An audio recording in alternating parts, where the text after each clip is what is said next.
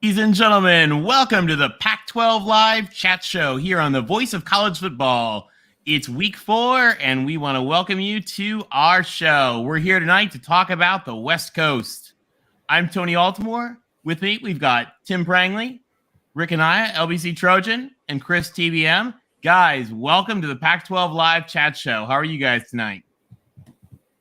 Great. Thanks, Tony. Fantastic, Tony. How are you doing? Oh, I'm good. I'm excited. What a week we had and what a week we have coming up. For those of you guys watching, we just want to tell you really quick about our show because some of you guys are probably new. This is a special new show that we've created here on the Voice of College Football channel to talk to you guys, the fans, and give you the opportunity to interact and chat about the Pac-12. There's a lot of shows around YouTube and around the internet for folks to talk about the Big Ten, the SEC, the Big 12.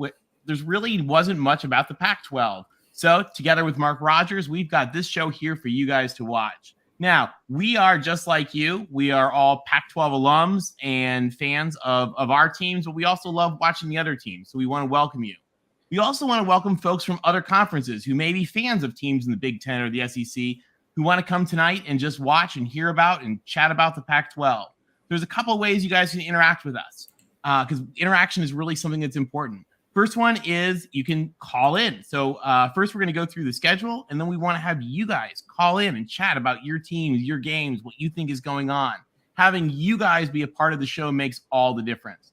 The second thing is the online chat. So in the corner of the YouTube screen is a chat feature. We'll be trying to monitor it. We can't always keep track of it while we do, but we want you guys engaging and chatting and talking about the show. And the third way, which gives you a chance to help steer the conversation a little bit, if you want to help support the Voice of College Football channel, you can do so with the super chat, or down in the description are Venmo or PayPal links for folks that aren't with us live. And we'll make sure we'll put your comment on the screen, and we'll talk about what you had to say. One quick rule for the chat, though: we want everything to be kind of fun, lighthearted about football. So nothing personal or nothing kind of no jackassery or anything. Because we being from the West Coast, we don't pay much attention. We just block people. It's easier that way. So don't be that guy. Anyway, but we want you to have fun. We want you to have a great time. And we want to talk about football. And what a weekend it was. So guys, the West Coast is back. What do you think? Let's chat real quick before we get into the schedule. Just quick reactions to last weekend. The Pacific North. Sorry, go ahead, Tim. Well, I was going to say a lot of big wins. Teams that we'll go into the actual scores, but there were some wins around the country that were some powerful with some statement wins against big conferences. That's forcing some of the national media kicking and screaming to actually give the Pac-12 the credit that it deserves. And to be honest, we haven't deserved it for a couple of years. But I was a bit worried, and still a bit worried, the fact that schools like Washington State and Oregon State still are not getting their due, but I'm sure that's going to be very soon. They'll be getting that. Well, maybe not Oregon State, but we'll see. Yeah, the Pacific Northwest was holding it down this weekend between Washington absolutely dominating Michigan State, and stories of Oregon's demise were greatly exaggerated. Isn't that the truth? Showing what they did to BYU. Yeah, big win by Michigan State, traveling across country to Washington. I predicted a Michigan State close win. I was wrong. Kudos to Kalen DeBoer and the squad that he's got assembled at the University of Washington, going 3-0. As Chris alluded to, the Pacific Northwest is very, very strong, 11-1 in those 4 schools. And then there's Utah. So should be there's some depth in the Pac-12, and so some great wins by Oregon at home against BYU, who previously beat Baylor. So that was a statement win as well. That it was. All right, guys, we got a big week ahead. Let's chat about what's going on. So starting off, our first game, we noticed there's kind of a couple of groupings here in our games.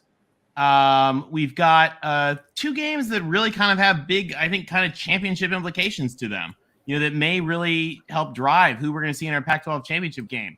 First up to bat, Wazoo and Oregon. So, as you said, Rick, Oregon's demise greatly exaggerated. A couple storylines for this game. Oregon, after starting off against that freight train known as Georgia, has come roaring back with 2 just dominating wins, and they just stuck it to BYU, much to BYU's dismay, and they've made every laughable excuse in the world for why they lost, but they lost because they got their butts handed to them. It was great.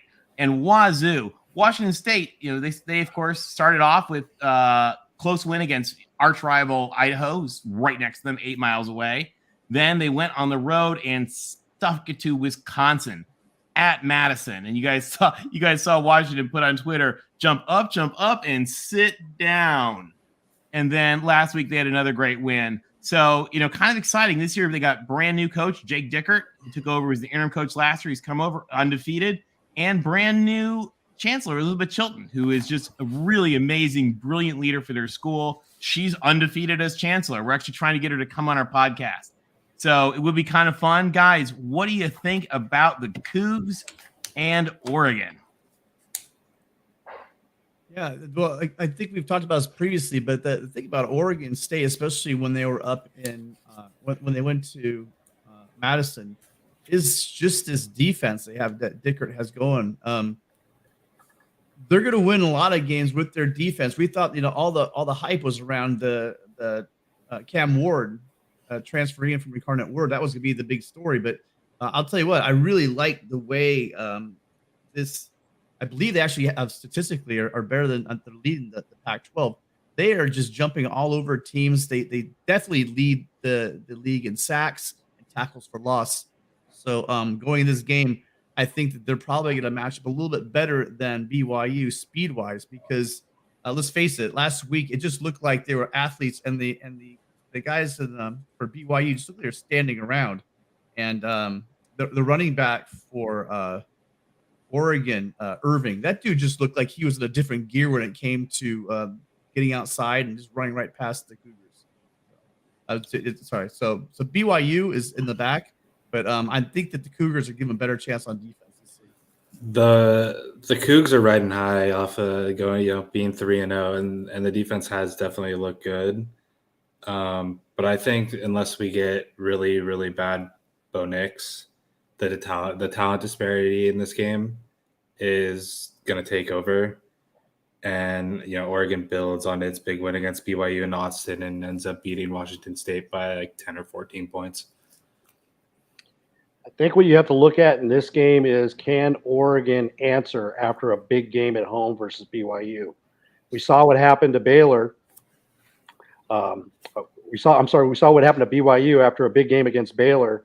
They traveled to Corvallis and they had a tough game. Oregon, don't doubt Oregon. They have the talent. Offensively, they're the number 48 ranked total offense in the country, averaging 452 yards a game.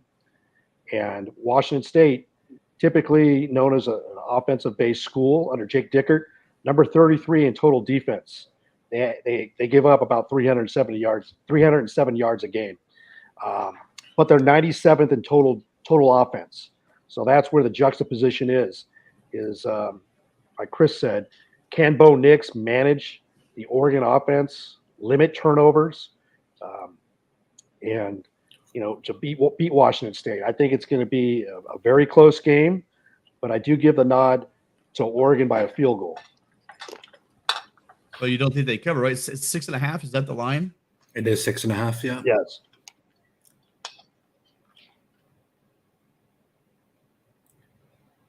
Tony, you're on mute.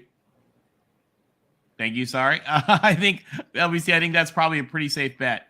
I think Oregon's a great team, and they just, as long as we get somebody in the chat, I think put it best. He said it depends. Are we getting Dr. Jekyll Bo Nix or Mr. Hyde Bo Nix? And who knows? But I think Oregon's got a lot of weapons. I think they looked really good. I love the Cougs, and I hope whoever from this game just continues to march along. But I think probably Oregon's got its edge in talent, and we'll be able to pull off the game. But I think it's going to be a good one. All right, guys. Next up to bat. This is quite a game. Benny and his chainsaw. We've got USC and Oregon State coming up. Now, this game has an interesting twist. Some of you guys know Oregon State is doing some really interesting stuff to their stadium, which is going to have maybe some effect on the game and the game environment here. So this was Reser Stadium as of last year. And for those of you guys who don't know, Reser Stadium was kind of built in a hurry back in the day because Oregon State didn't have a stadium. And they used to have to play most of their games up in Portland at a minor league baseball field. And then when they went to join the Pac, before they could be considered for joining the Pac-12, they needed to build a stadium. Oregon was the same thing, and so as was Washington State actually. So they built Reser Stadium. They've been in a process for the next few years of redoing it, and it's actually going to be really cool when it's done. So if you guys see this old section here, I don't know if you guys saw, they blew that up. It was actually really cool. And it's going to be this really, really neat whole new side. So I don't know if you guys saw the video where it actually got blown up. Pretty awesome. They knocked it over and the whole thing fell backwards. And they're going to build something really neat. But in the meantime, this is a picture as of today. This is like today at about 5 p.m. Construction. You can see this entire side is shut down. So they're only playing in half a stadium. So the crowd noise, certainly won't be what it normally would be before going up there. So this is going to be quite a game. But, a lot of people are real confident in USC. But for those folks who know USC, Corvallis is a place where scary things happen. So, guys, let's take a minute. If you'll indulge us here for about 35 seconds, let's refresh what terrifies USC fans about Corvallis. Ladies and gentlemen, I take you back to number 1 USC, ready to just stomp all over the Pac-12, Pac-10 actually at the time, in 2008. One of the many times this seems to have happened in Corvallis. Snap takes it, and the Beavers are going to win the football game. It's over in Corvallis at Reser Stadium. For the second time in the history of the Oregon State football program, they've defeated a number 1 ranked team, get off the field. USC in 1967. And tonight, September 25th, 2008, it's the Beavers 27, number 1 USC 21. The Beavers have defeated the USC Trojans, and it's that same story from 2 years ago, Jimmy. A sea of orange on the field as the Beavers defeat the mighty men of Troy. Everyone was talking about, hey, is the Pac-10 too weak? Can the Trojans hold number 1 against this weak conference? They got their answer in their first conference game in Corvallis, Oregon. So, guys, is that going to happen again? What are we going to see at Reser Stadium? Well, I think USC is going to get out to a hot start. That's my guess. I just think for the last 3 games, USC started scoring on the first game they scored on the first 5 drives. Second game they scored on their first 4 drives. The last game they scored on the first 3 drives, touchdowns. That is. I like USC getting out in front, and then holding off. I'm saying a final score of 38-30 is what I think the final score.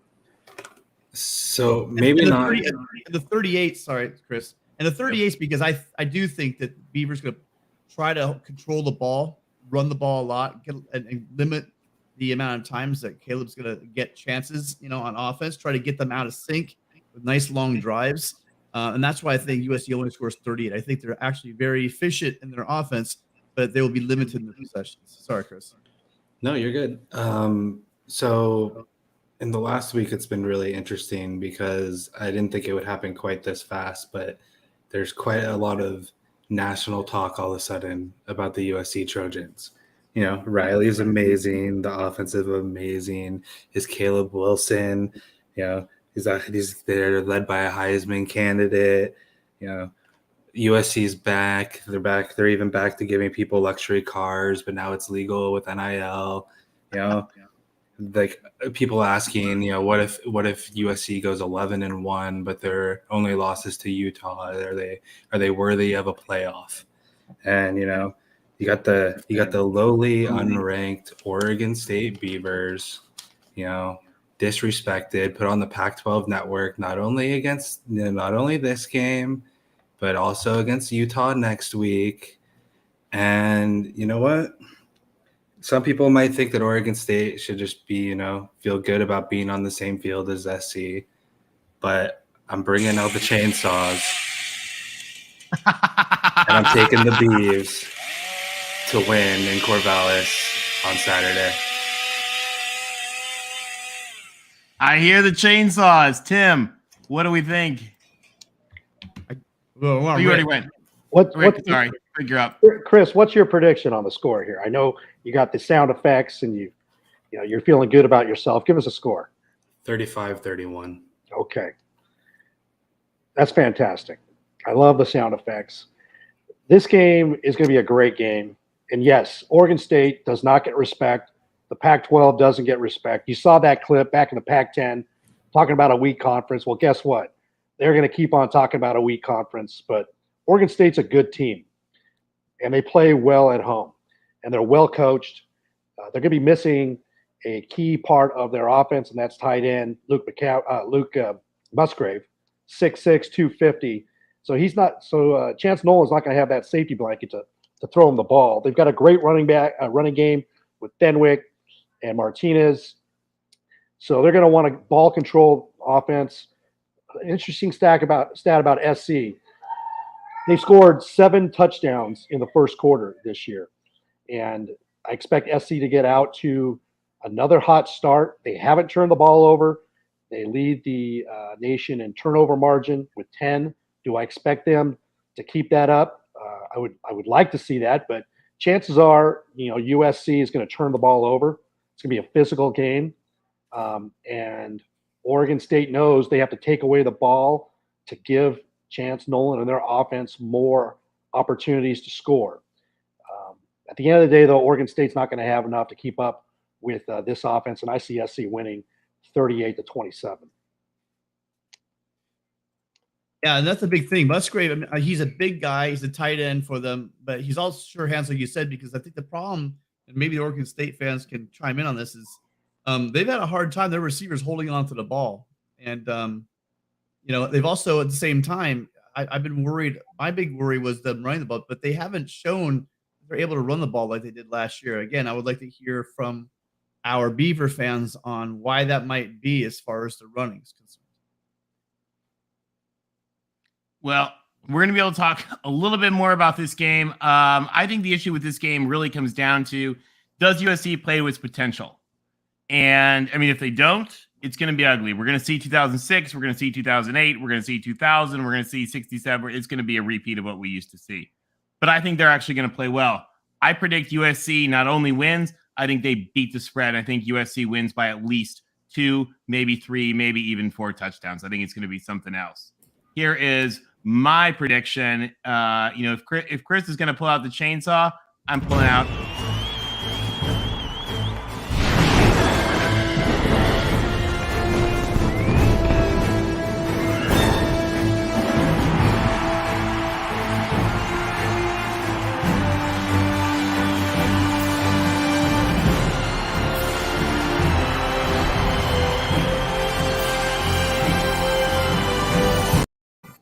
Beavers, we've got you. All right. Tony, one quick thing I noticed about that film is that all those clips happen to be in the Coliseum. Thank you, Chris. Thank you for reminding me. And unfortunately, they play in Corvallis this weekend. They do, but they only have a stadium. Chris, I had a question for you. Getting back to when we used to give luxury cars to our players, do you mean the 10-year-old Impala? Is that what you were talking about? First of all, we didn't give him the 10-year-old Impala.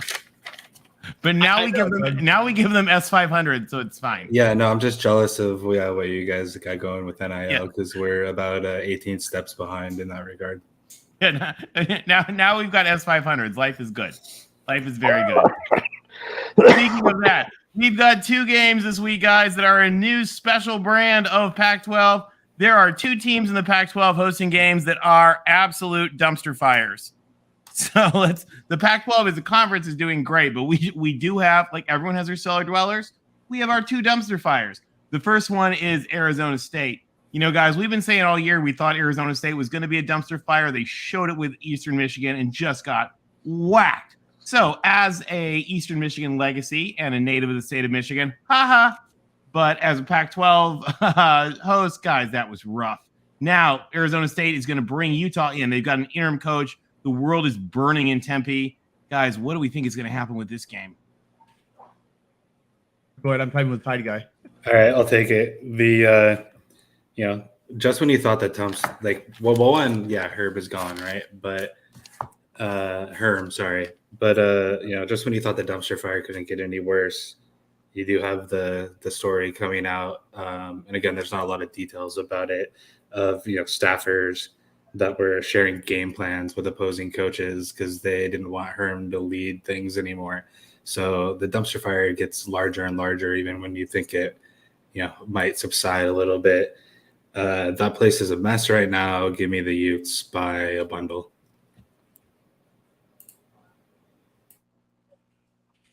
Tim, what do you think? Go ahead, Rick. Yeah, this is just bad, and what a time for ASU to get Utah. Herm's gone, ASU's just in shambles. Utah is just a tough defensive team. They rank number 9 in the country in total defense, just giving up 236 yards a game and just over 14 points. ASU has got nothing on offense, nothing on defense. This is just going to be a beatdown, and Utah is going to roll. I see Utah winning by 35 points. Yeah, this is a mess. This is going to be a one-sided affair. The Arizona State I guess, can't get any lower than they are right now. And I think that Utah and Rising have a lot to prove. They're going to come in and crush them. I don't even have a score. It's just going to be a one-sided affair. Utah wins big. I think you're right. I think it's gonna get real ugly real fast. It's been a rough week for Arizona State. They do talk about like I said, Coach Whittingham. Somebody pointed out Whittingham said they're sort of like a wounded animal to watch out for them. I don't think Utah is going to be surprised by them, but Arizona State, just what we've seen. I mean, they gave up 60-some points to Oklahoma State. They got whacked by Eastern. I think their gig is up. I think it's going to get uglier and uglier as the season goes on. So, somebody in the chat, we're going to do callers in a little bit. Send me a note in the private chat real quick if it's about this game. But guys, let's talk about what else is going on. Boulder is on fire. And it is, Colorado might be one of the worst teams in football. And this is really kind of stunning. So if some of you guys are actually maybe too young to know, Colorado was one national champion in the 90s. They won Heisman trophies. This is the school that has Ralphie, the greatest mascot in all of sports. Joel Klatt, the king of Fox, it was their quarterback.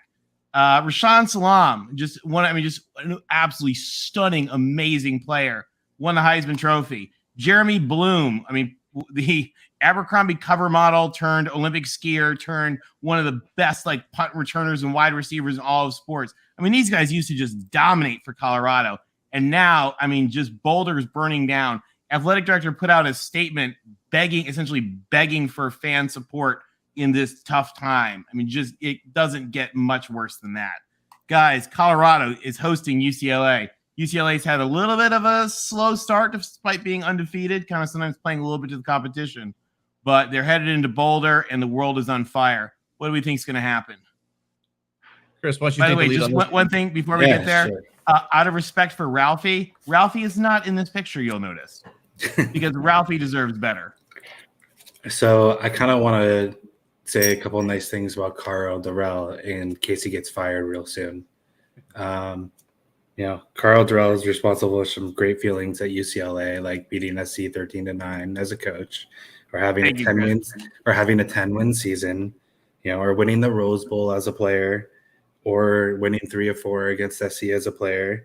And he's going to be responsible for some more good feelings this weekend when we win by 24 and we move to being 4-0. Looking forward to our biggest test of the season on Friday night against Washington in the Rose Bowl the week after. Yeah, I was really a bit surprised with the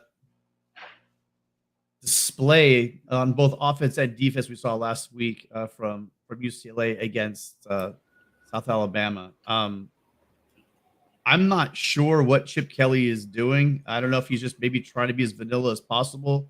It didn't appear that way. They're very lucky to win that game. They were, and it doesn't excuse, even if you're being vanilla, it doesn't excuse the execution errors of having. There's a play where Charbonnet we thought he scored a touchdown off a pass. Then the next play we fumbled the snap.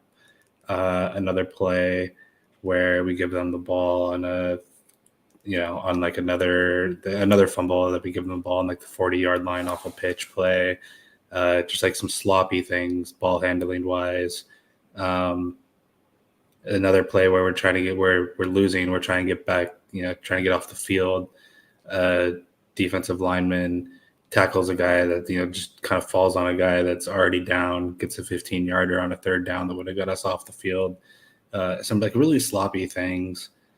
I'm glad that we escaped the Sun Belt, but we didn't look very good doing it. Thankfully, they ran that fake field goal thing that they did instead of just going for it, because they were, the Webb kid that South Alabama had, the running back was like a transfer from FSU. That guy was actually pretty good actually.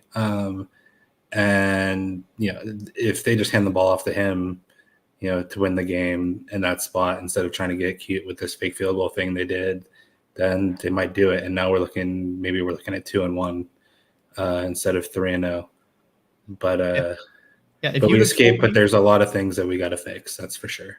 Well, starting with the fact, if you'd have told me that they were going to outrush you guys, 162 to 144, that's the stats are very, very even. But the one that's lopsided is not even lopsided. But they outrushed you. But the fact that you guys only rushed for 144, that's really an indictment on what the hell is Chip Kelly doing.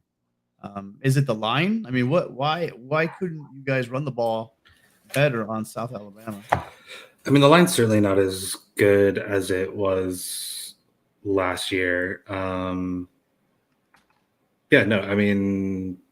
We didn't look good. It would be interesting too, because there were like a few situations where we would pop off for like a couple of good plays, and then we never had the moment, especially early, where if you're a good team, you kind of capitalize at certain points of the game and make it not a game anymore.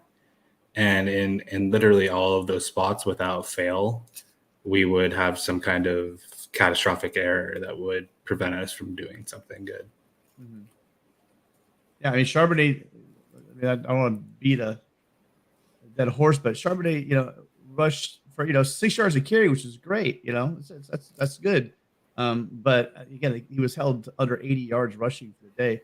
I'm hoping that when that continues, because again, the biggest worry I had for USC going into that game at the end of the year is the fact I thought you guys would run all over us. I'm wondering if that's going to be the case. The Charbonnet 2 games. The Charbonnet thing, I think, is a little bit different in the sense that I think that I think Deshaun Foster, the running back coach, even said something to this effect earlier in the year, of the fact that they're not going to like run him into the ground.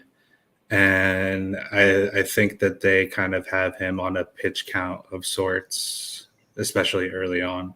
I wouldn't be surprised if later in the season, against certain people, you see a much larger dose of Zach Charbonnet than you have so far this year. Again, I would agree with you if you guys were up, 35-16 late in the third quarter and they decided to give him a rest. But that thing was a dogfight the whole way, and he only got 13 carries. But we're not used to going undefeated in non-conference anyway, so this is a treat. I'm just glad you guys are winning games in non-conference, right? That was an issue for a while. We like it. Well, this game, thank God it's on the Pac-12 network and nobody's really going to get to see it. And UCLA is lucky because if you were on ESPN, they'd be showing pictures of the Rose Bowl and quoting Troy Aikman of what a dumpster fire UCLA football has become. That beautiful hallowed ground, the Rose Bowl that's hosted over 100 Rose Bowls, is being abused. You guys are not paying your rent, can't get anybody in there. It's a joke. And the fact that you're going to Boulder to play an ex-UCLA quarterback, ex-UCLA coach who's on the hot seat, it's justification, because Chip Kelly is a shell of what he used to be. The fact that you're struggling against South Alabama at home is just a disgrace. So now we get to see what UCLA is about. 3 home games, didn't play particularly well, a lot of mistakes. Now you're going to go on the road for your first road game in an easy place to play, Boulder. look at the team. I think basically Colorado has got blown out of all 3 games. Every team's covered the spread on them. The spread is 21.5. UCLA should beat them by 28, but they won't. UCLA will win by 11. And again, you're lucky though, because it's on the Pac-12 network and nobody's going to really get to see it because you're playing Colorado. But good luck. I think Colorado's defense really bad. I didn't give a score to that. I think they win big. I think that it's UCLA is going to win somewhere around like 33-17. I think is what the final score is going to be. I'm going to be honest, guys. I think some of you are underestimating the dumpster fire that is Colorado. I'm a big Colorado fan. I mean, you guys saw shout outs to the past. Colorado has such a rich history. I think Ralphie deserves better. I think UCLA has got a strong team. I think they're going to embarrass Karl Dorrell. And I think that I don't know if Karl Dorrell will coach his team through the end of the season. I don't know if Karl Dorrell will survive his next big slaughtering loss. Based on the athletic director, Rick George's plea with the fans to understand, Karl Dorrell is a pretty small buyout. If UCLA comes and just waxes them like I think they're going to, that could be the end of the Dorrell era at Colorado. We're going to see. It's going to be really interesting. We'll see what we have to say at our USC postgame live. This game will have ended by then. So when we talk about USC postgame, this game will probably be coming up as well. So next up to bat, let's see. We've got our couple good games. So, we had our big championship games. We had our dumpster fire games. We got 2 games I think are going to be really interesting coming up. First up to bat in Seattle. Now, you guys know our good friend, the Stanford Tree, is going there and premiering the new tree. So if you guys didn't get a chance to check out our show with the Stanford Tree, where we did a Pac-12 live chat show with him, definitely check it out. Awesome guy. We're going to get to see a new tree. Couple storylines coming up here in Washington. The resurgent Huskies. They came and just wiped the floor with Michigan State. Now, we talked earlier in our season about Kalen DeBoer, how he's done nothing in his career but win, win, win. Dubs up because, wow, he has started to show that in a rapid turnaround of Washington from what they had been before. So, shout out to him. And a special shout out, by the way, to Jen Cohen. I don't know if you guys know about Jen Cohen, one of the coolest stories in college sports. She, as a young little girl who loved football, but girls didn't really like football, wasn't encouraged as much about football, her dad would bring her to all the Husky games. And just kind of out of the moxie that goes with, being 11 years old or whatever, just started to write letters to Don James and became a pen pal with the dog father himself, legendary Washington coach. Today, she is their AD. And she was a little bit on the hot seat and with the whole Jimmy Lake mess, brought in Kalen DeBoer, and things are just looking up. David Shaw and Tanner McKee are coming into town, guys. What is going to happen with the dogs and the trees? A little bit Cardinal action. Yeah, I think that Stanford might be the second worst team in the conference, and I mean that by a fair amount. Also, the fact that Smith's going to be out for the game, Filkins is going to be the running back. Kalen DeBoer really, when he was in Indiana, he's at OC Indiana, really got things on track, and I just see the connection that the DeBoer and the breath of fresh air that he's breathed into Penix's game. Their offense is moving. I watched that game twice because I really want to see what was in the sauce, because they're just moving the ball, big chunk plays left and right. I think that you're going to see more and more of that. They've got a great secondary, so that any chance that we see McKee get hot, probably not going to happen. I really think that Washington wins this game big. Penix again has this great he's week in and week out, he's hooking up with McMillan for these huge plays, either if they're touchdowns or they're 60-yard bombs, like we saw the first drive against Michigan State last week. They just got something going on up there, and I think it's going to continue to roll.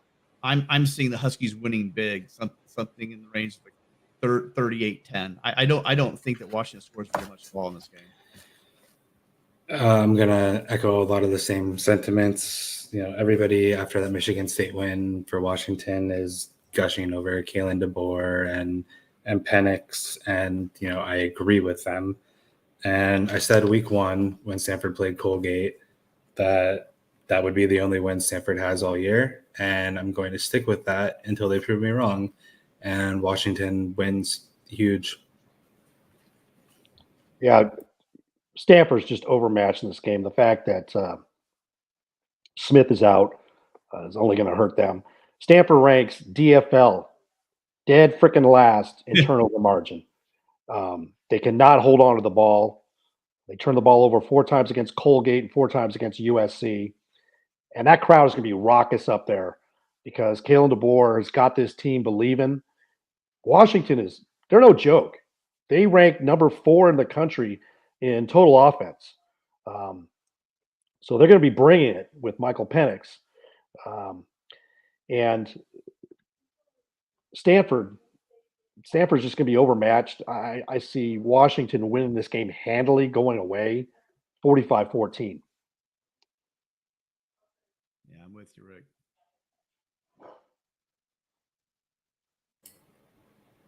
I think you're on mute, Tony. Thank you.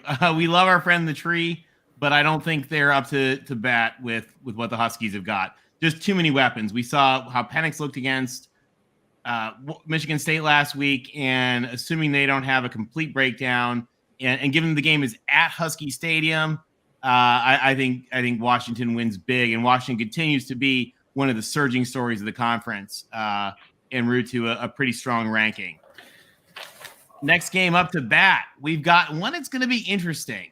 We've got Cal, who should be undefeated and should have beat Notre Dame. ACC refs have still not apologized. It's very rare that I think that truly the referees blow a game, but they blew that game. Notre Dame did not deserve that win. Sorry, Will.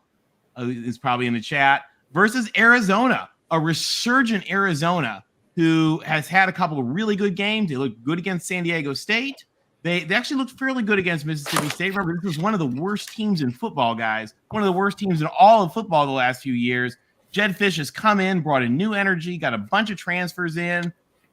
Stole the quarterback from Washington State, who's got them doing some good things. And last week, they took on the number 1 team in FCS, and it was late at night, but it was a game for the ages. So, And by the way, those were not Pac-12 refs. The people in the chat, they were ACC refs. Pac-12 refs apologize when they screw up. It doesn't mean they don't just keep doing it, but they do apologize. So unlike the ACC, they get a little bit of credit. Guys, we got the Cal Bears in Arizona. It's Oski and Wilma. What's going to happen? So it's pretty unfortunate that Touchdown Jesus didn't answer Cal's Hail Mary at the end of the game because that would have been nice.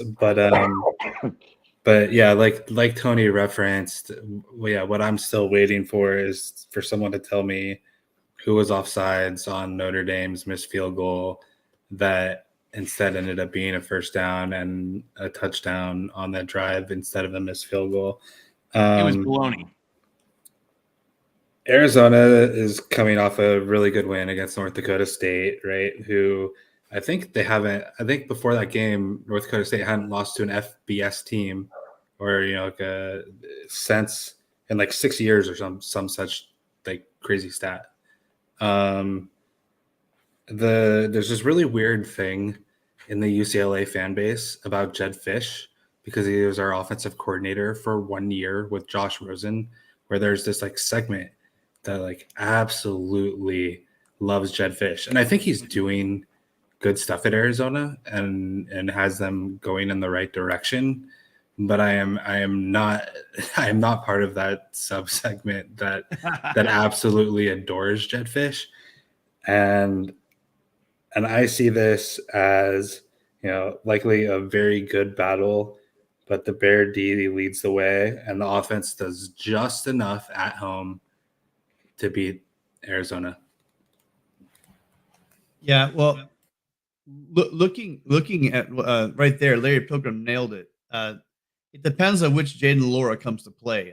That he can make you like that wow play, and then just wow, what the hell were you thinking play?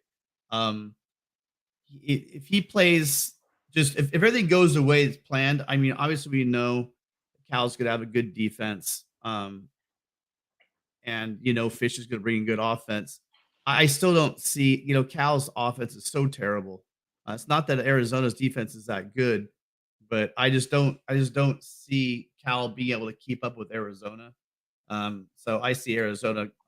They won't cover, but they'll win. I think they'll win probably comfortably, somewhere around. Pretty sure they're underdogs, actually, Tim. Who's underdogs? Wildcats underdogs? Yep. I think Cal is favored by 3 points, if I recall correctly. Yep.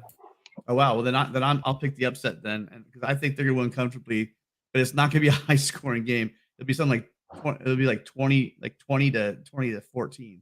You got Arizona, Tim? No, I'm taking Arizona. Yeah, Arizona over Cal. Yeah. How about those Cal Bears? Last week in our Pac-12 live show, I predicted Cal would beat Notre Dame by 1 point. I think they did. And that was going to happen. But then Notre Dame had to break out the green jerseys for Cal. Really, Notre Dame? And you had your ACC refs on the Hail Mary disrespecting Cal. Cal scores that touchdown. They would go for 2. And, hey, I would have been close on the pick. But Cal's Cal. And they got a battle on their hands right now with Jed Fish and Delora. And yes, Delora is inconsistent. But he is a much better quarterback than Jack Plummer, and Cal's offense is just sputtering in the last, actually the whole season. So points will be at a premium. I like the dynamic offense that Arizona has and has improved. I see Arizona winning this game by a field goal. LBC, I think that's actually real spot on. It's about what I was going to say. I think it's going to be a good game, but I think Arizona is going to be just a little bit better. But I think it's going to be a fun one, and it's going to be a good one to watch. Also, not a lot of games going on in this time frame. So, that kind of like dinner time game, I think this is going to be a pretty good one. It's on the Pac-12 network, that god-awful thing. So if you do get the Pac-12 network, guys, I think this is going to be a pretty good one to take a look at. So that's what's going on in the games this week.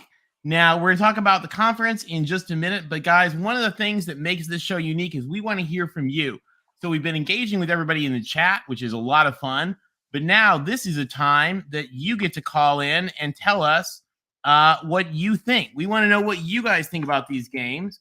So right now, real quick, I'm going to put in the chat right now, we're going to put in the link to call us and tell us what you think. Guys, talk to us about the Pac-12 as a whole. Rick, what do you think about the Pac-12 compared to the other conferences? Well, the Pac-12 had a few good weeks. This last week, obviously, with the big win, both on national TV, with Oregon dismantling BYU 41-20. And then University of Washington beating Michigan State. I believe that final score was something like 39-28 or 38-29. The score wasn't that close. That was a complete domination. And then you also had, USC beating Fresno State. Fresno State's a very tough Group of 5 team. And I believe the Pac-12 went, I think it was 8-3. And so they had a very strong showing overall on the year. Pac-12 is 24-9. They have some of the best Power 5 wins with Wisconsin, Michigan State, and BYU. All 3 of those teams figure to be top 25 caliber at the end of the year. And they have some great Group of 5 wins and beating San Diego State twice, Fresno State, and also beating Boise. I like that. We got here from Daryl pointing out, okay. Yep. I tell you guys, one of the things that I really think is the Pac-12 is not that the Pac-12 is doing particularly exceptionally well. It's that the Pac-12 is just back to normal.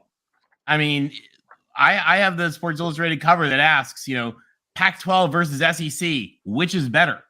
And that was normal for the Pac-12 to be doing well like it is. So let's bring in one of our first guests. We've got Jeffrey from Only Talk Sports.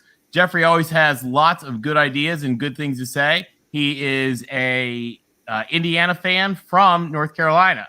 So certainly a guru of Big Ten sports, but also a fan of everything around the whole world of college football. So guys, you're going to want to follow Jeffrey. Jeffrey, welcome to the show. Welcome back, Jeffrey. Thank Good you. to I'm have glad to be here. I saw one person ask in the chat about what was a better win. I think you guys already answered it, but did you think the Washington win was better or the Oregon win, or they were both just as good? Like both were just equally great. They were both. Go ahead, Tim. Well, they were both great wins, but I think on a national stage, going in and being out, Michigan State is not, they're in the East and they played well. They had a good season, but I think on a national scale, I think that one was a bit bigger. But the way Oregon responded to all the criticism and just smacked down BYU, it's kind of hard to argue. You could probably flip a coin. I think the overall picture, though, I think the optics were better on the big win against a name brand Big Ten team. Right. I think that's right, Tim. I think like the optics say that like most people in the country just generally would be like, oh, beating Michigan State, that's a bigger win. I think we know more about BYU and what they are as a team or what they might be, considering they beat last year's Big 12 champ in Baylor the week before this. So we don't know as much about Michigan State, like who they've played before they came into Seattle. We know a little bit more about BYU. So I think the Ducks bouncing back is a better win. But I think like from a national perspective or like national, whatever you want to call it, that more people think like, oh, wow, this Pac-12 team that, wasn't supposed to necessarily even be that good this year, just whooped the crap out of Michigan State and was up 28-0 before people even realized what was going on. Yeah, and I think they both did a couple of important things too, because they on the Michigan State win, Washington and Oregon both applied to the Big Ten and were told not at this time, which was kind of stinging. So I think for Washington to go in and get a nice big SmackDown win was really important. There's also been so much just like gag-inducing like nonsense about realignment coming out of the conference that BYU is going into, and also the so much controversy with BYU constantly, and that very much conflicts a lot with many of their controversies conflict with Pac-12's core values that are very important to Pac-12 and Pac-12 universities. And so, for Oregon to go in and make a SmackDown, not only said a lot on the field, but it said sort of a lot about realignment too. I think there were both big wins for different reasons. I don't think anybody expected Washington to beat Michigan State. Michigan State actually did. That's right. You did. I did because on the Indiana. You did. You called it. You called it last week. But from a national perspective, when I'm talking about the media, yeah, I know. It's the Big Ten. It's Washington. They were 4-8 last year. They didn't get a lot of national respect. The fact that they beat them the way they did, now people have to stand up and take notice. Oregon, that was a great win because they answered a lot of questions. There was the narrative going on about Oregon, Dan Lanning, what's going on with the Ducks getting boat raced in Georgia. They stepped up and they beat a quality team. And both of those teams, being BYU and Michigan State, are going to be top 25 caliber. And Michigan State is capable of knocking off a Penn State, an Ohio State, a Michigan. And then that's going to help out the Pac-12 because guess what? A team like UW, who wasn't even picked to win the Pac-12 or compete for the Pac-12, knocked off Michigan State. And in comparison with Oregon, they knocked off a BYU team that took care of Baylor. And BYU also has a great schedule. They're playing Notre Dame and they're playing Arkansas. So an SEC team and an independent. And so they have opportunities to get some big wins out there. And so Oregon and Washington are going to kind of be in a similar situation last year, with Oregon going in and beating Ohio State on the road. And then Washington, and remember this: Washington was, like you said, 4-8, and Michigan State was 11-2 last year. And so that optic. Now, how much of that was Walker as running back? Who's gone now? That might have had a major factor in that game. But again, it's just purely optics. But again, both great wins for Pac-12. Yeah, the reason why I had a feeling Washington would win, if I wasn't an Indiana fan or, watching, I wouldn't have picked them because I wouldn't have known nothing about Michael Penix or Kalen DeBoer. But knowing what they both did when they were at Indiana, and plus with the transfer portal, USC was 4-8 last year too, and Washington was 4-8, and teams can turn around easily now with the transfer portal because Michigan State was 2-5 the year before that, and then they went 11-2 last year. So you can't really base these teams off what the records are last year anymore because teams can flip so fast now. Well, the reason why I called the win was the fact that Michigan State was dead last in pass defense last year, and I was watching Penix in that offense. So I said, I just don't think they'll be able to stop him, and they couldn't stop him. And Jeffrey, so something I was kind of laughing at. My dad actually called this one too. My dad played for Michigan State, and Michael Penix drove his beloved Spartans bananas. And my dad told me the minute because he knew that they were going to Washington this year, and he laughed. He said, the minute I heard that Penix was going to Washington, I knew we were toast. That's funny. I was going to ask something else, too. Do you think that it was the right time to fire Herm Edwards at Arizona State? Do you think that they pulled the trigger too quickly or that they made the right decision to go ahead and fire him? I'll jump in and tell you that I think it's the second best time. So the best time would have been 2 years ago. The next best time would have been whatever minute they would actually do it. Yeah, that's a lot. Like if you listen to the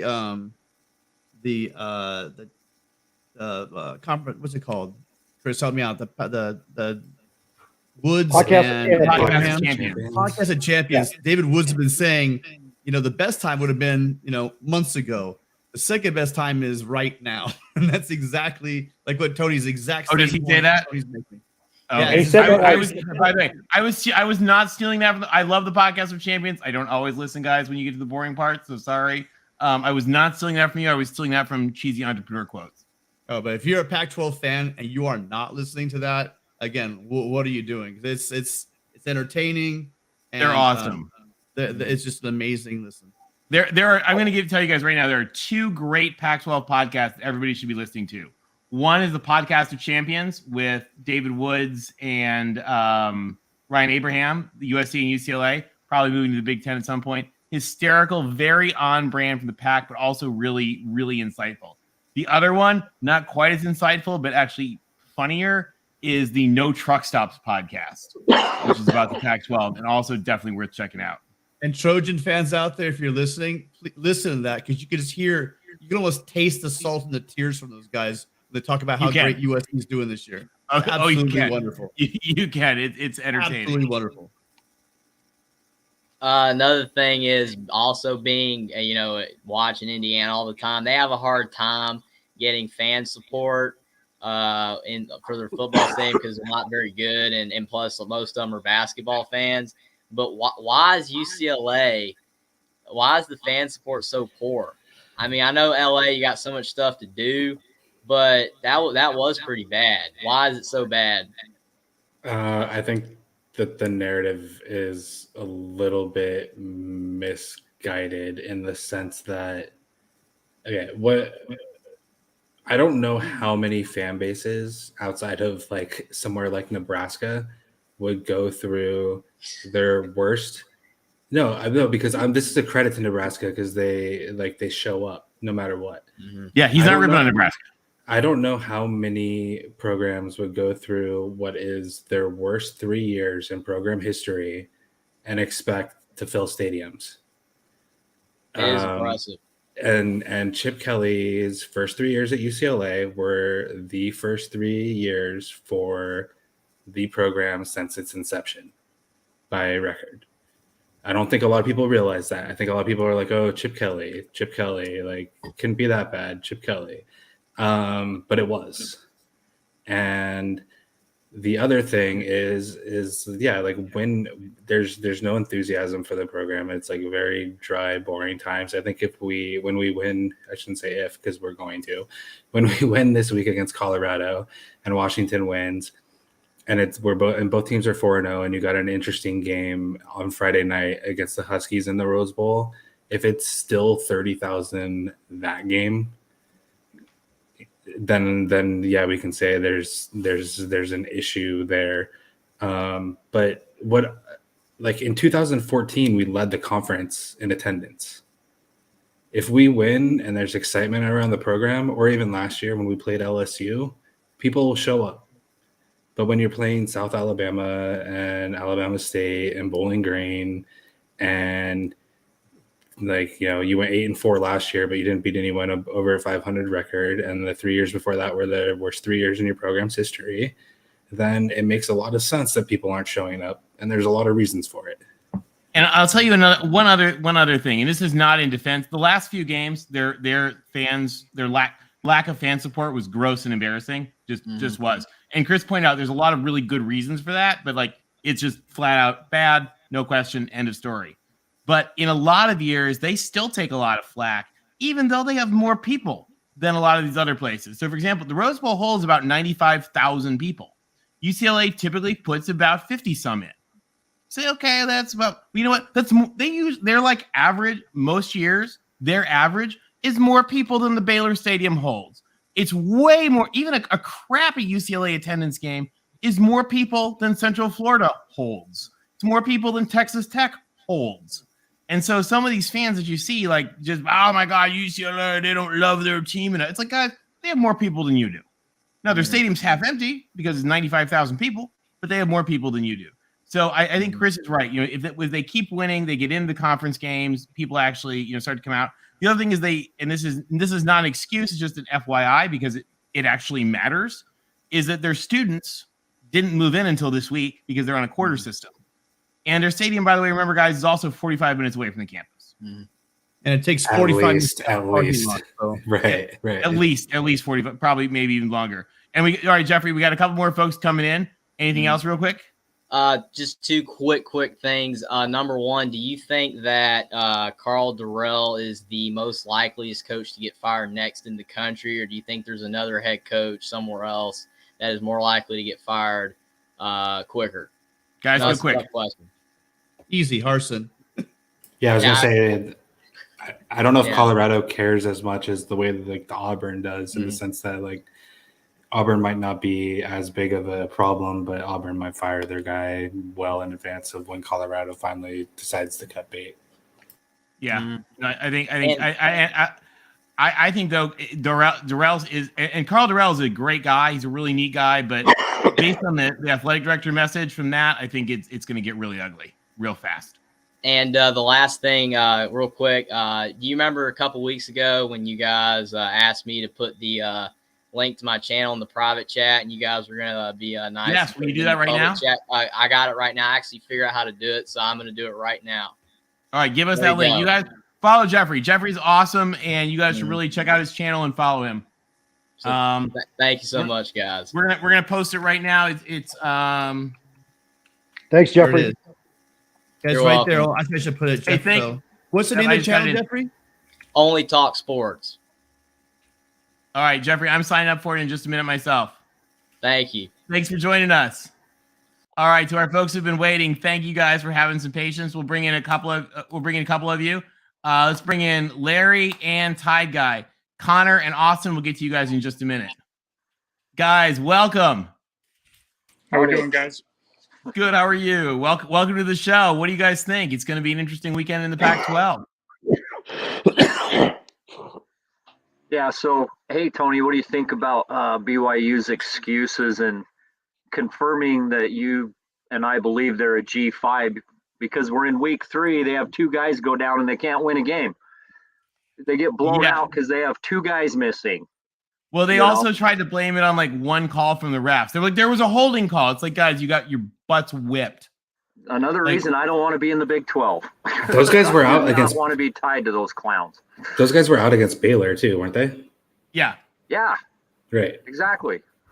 So, they're just insufferable. Anyway, You know, I remember we I've been appalled actually, just like how insufferable. Like it's the one thing that I think has been kind of good is that in all this realignment mess, some of the Big 12 fans or some of the have like sort of understood, I think, a little bit why the Pac-12 has never. I mean, there's so many reasons that they've never fit in the Pac-12, but I think people are starting to like maybe be like, wow, there is a cultural difference between some of these schools. Right. And that, you know, it's a good thing, I think, for people to realize that it's not just interchangeable Legos. There's a culture and there's a reason behind conferences in most cases. And this is a conference that has a very, very, very strong culture. And it's a culture actually that meshes well with the Big Ten and has meshed very closely with the Big Ten for 75 years, which is why you sort of saw the two schools that fit well in the Pac-12 also fit well in the Big Ten. And it's why those conferences have always had that relationship, and that relationship didn't go with other conferences.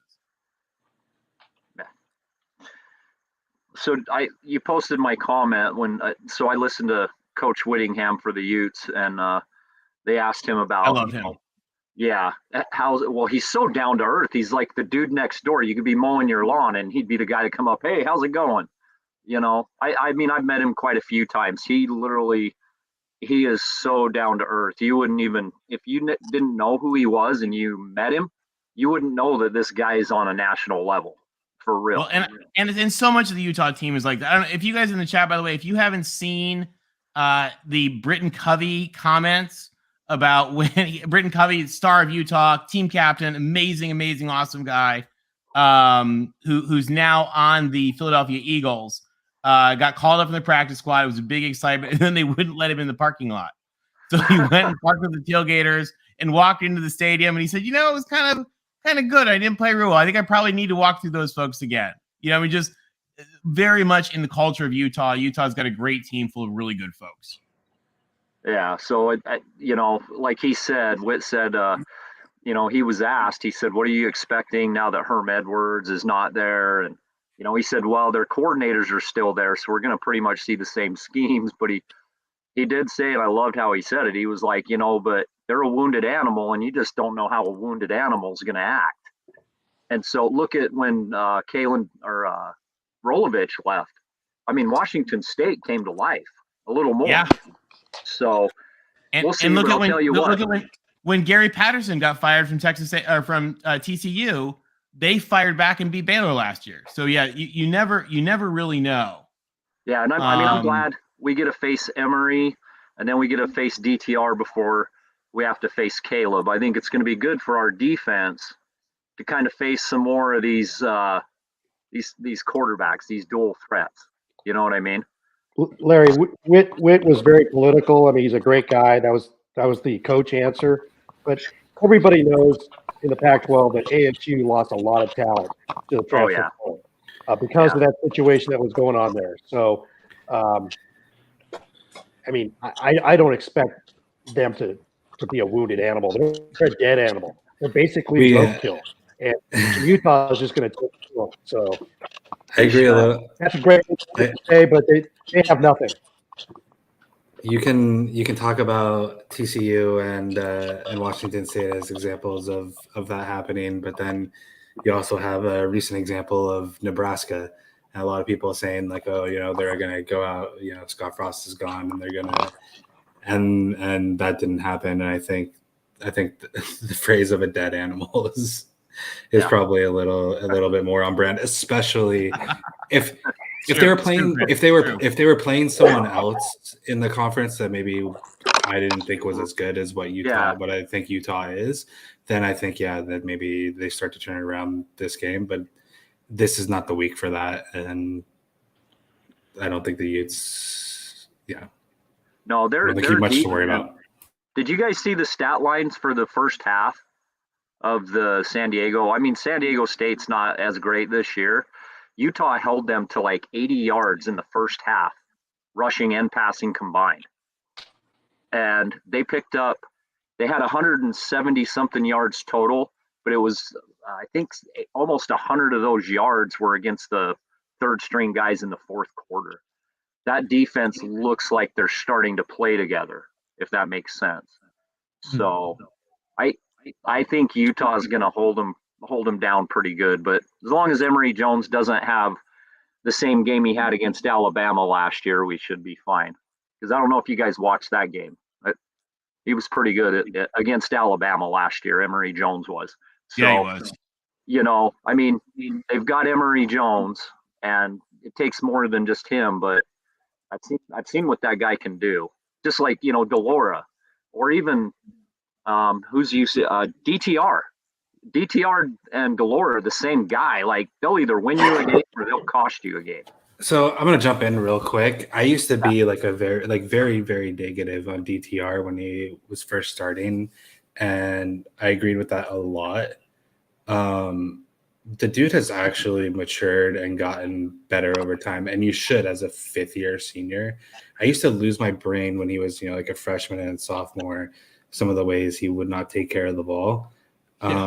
There's a lot less of, and granted, there's part of who we're playing, but just as a decision-making thing from him this year and last year as well.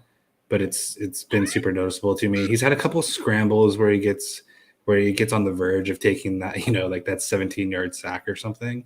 But he does a lot of things where he's thrown it away a lot more this year, or, taking what's available and, not trying to make the 60-yard play every single play, and has actually improved a lot on that front. And I do kind of want to, as someone that used to be very negative about DTR and what I thought he was as a quarterback and a decision maker, and say that, it's early obviously, but I think he's a lot better than he used to be in that regard.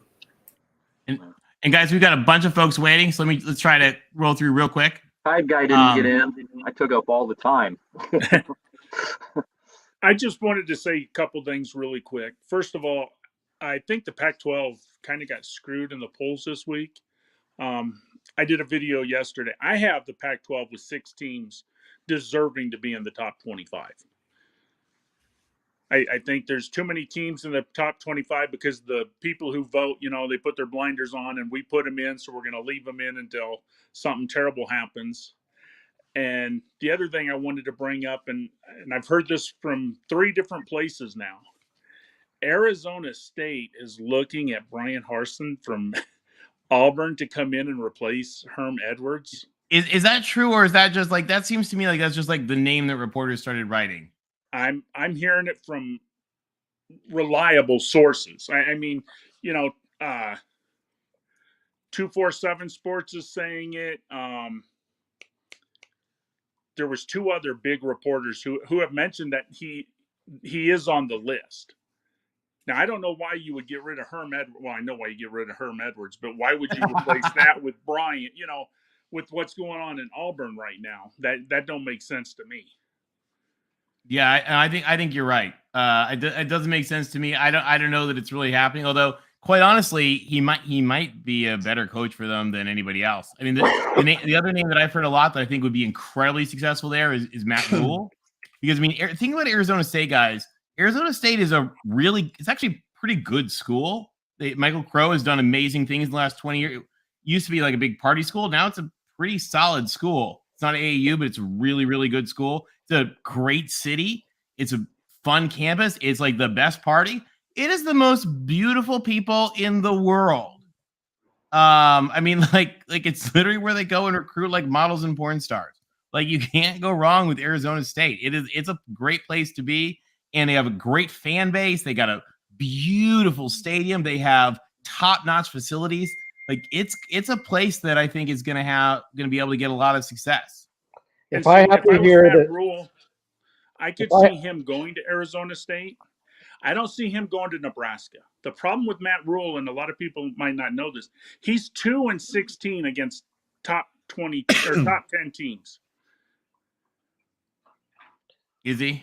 Yeah. So I mean, that's a big, for a place like Nebraska, that's going to matter. Now, a place at Arizona State, he is a good coach, and so that don't matter as much. I think he would fit better with Arizona State. If I have to hear the phrase sleeping giant one more time, Arizona State has been a sleeping giant for 45 years. Rumpelstiltskin had a shorter nap. My God. They're just inept. at Arizona State. Pick the president, pick the AD, pick their agenda, their recruiting. They just can't get it right. And it's the easiest school to get into academically in the Pac-12. And they won't figure it out. I mean, this news about possibly hiring Brian Harsin, that's on brand for Arizona State. I mean, come on. That's true. They hit their peak with Kush. They hit their peak with Kush, and they're going down. There's no reason why they are not recruiting at a higher level.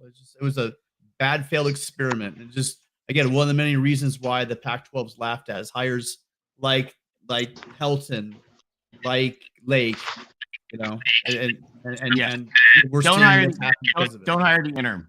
Oh, Austin, I think, do you still have your YouTube on? Austin, you want to mute the YouTube? Hey guys, I'll get out of here so you can get more people on.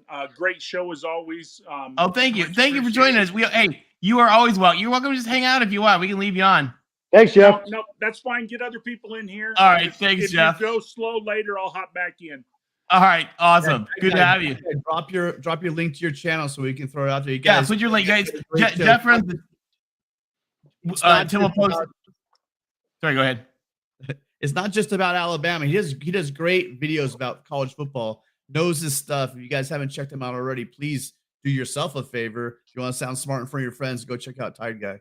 Yeah, Tide Guy is a really, really insightful channel with really good things to say about all of the conferences.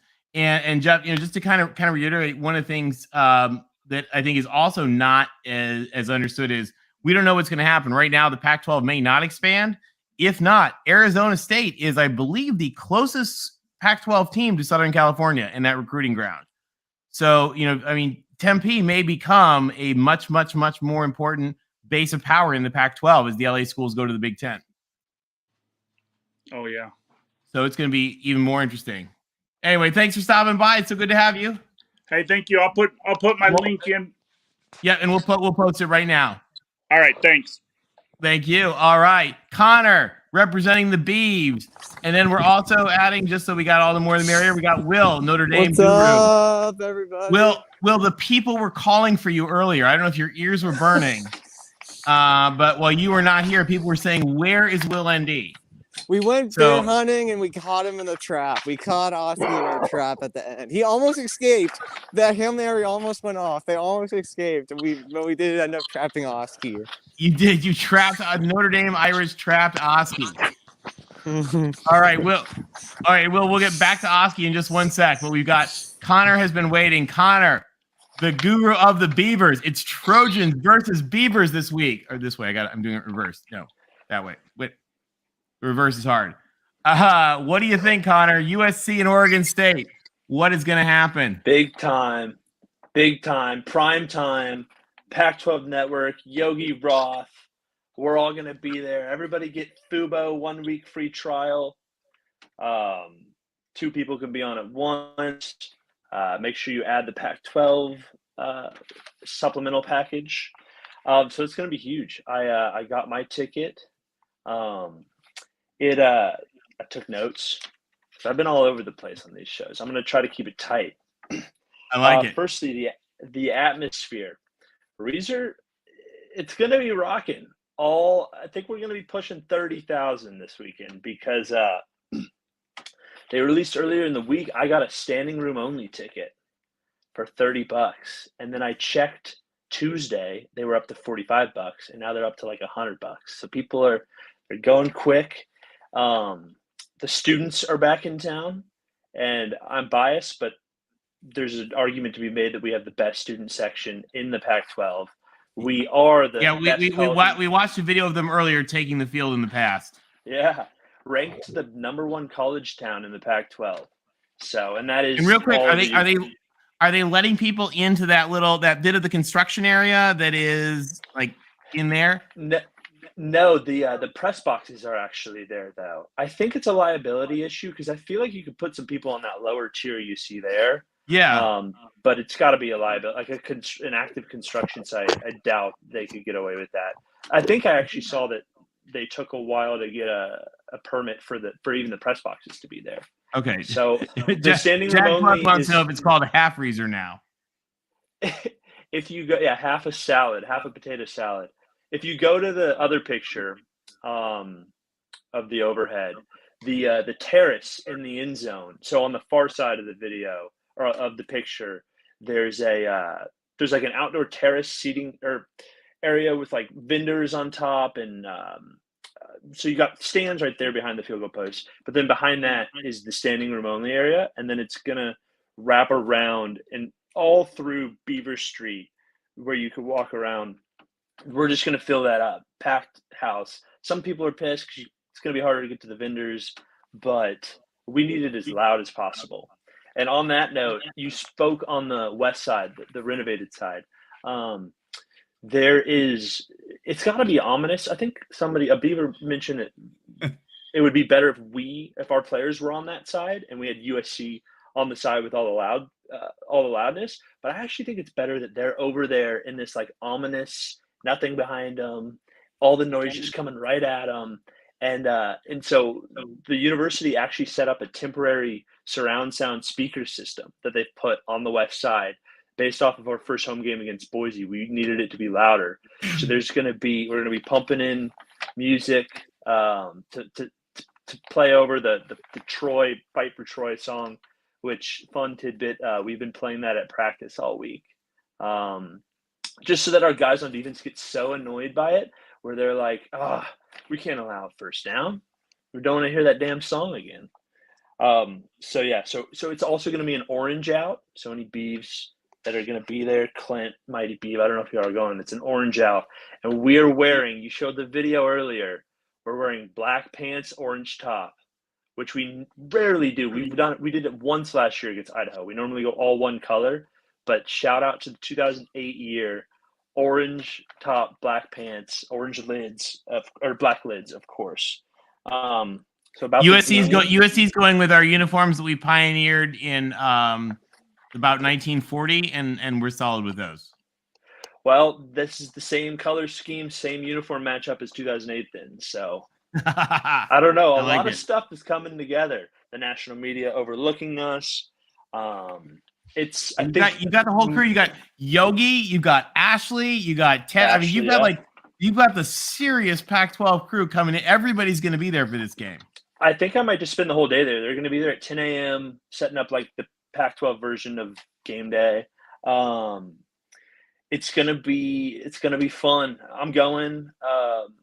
I'm gonna be. I won't have a voice afterwards, so I don't know if I'll be able to call in because I'm gonna be yelling so loud. Unless we win. When we win, not unless. Definitely call into the post game because we do the USC post game live. Yeah. Win or lose, we would love to have you. You can do it from the stadium if you want. That would be awesome. If you want to just call us from the stadium, we'll put you on. Absolutely, win or lose. Okay, sounds good. I'll do that. About the game. So that's the atmosphere. I love that. Who else? Everybody needs to Austin, go to I was just clicking you in, Austin. I'm sorry, go ahead. Everybody needs to go on YouTube right now and watch the demolition. It was awesome. Who doesn't love blowing stuff up?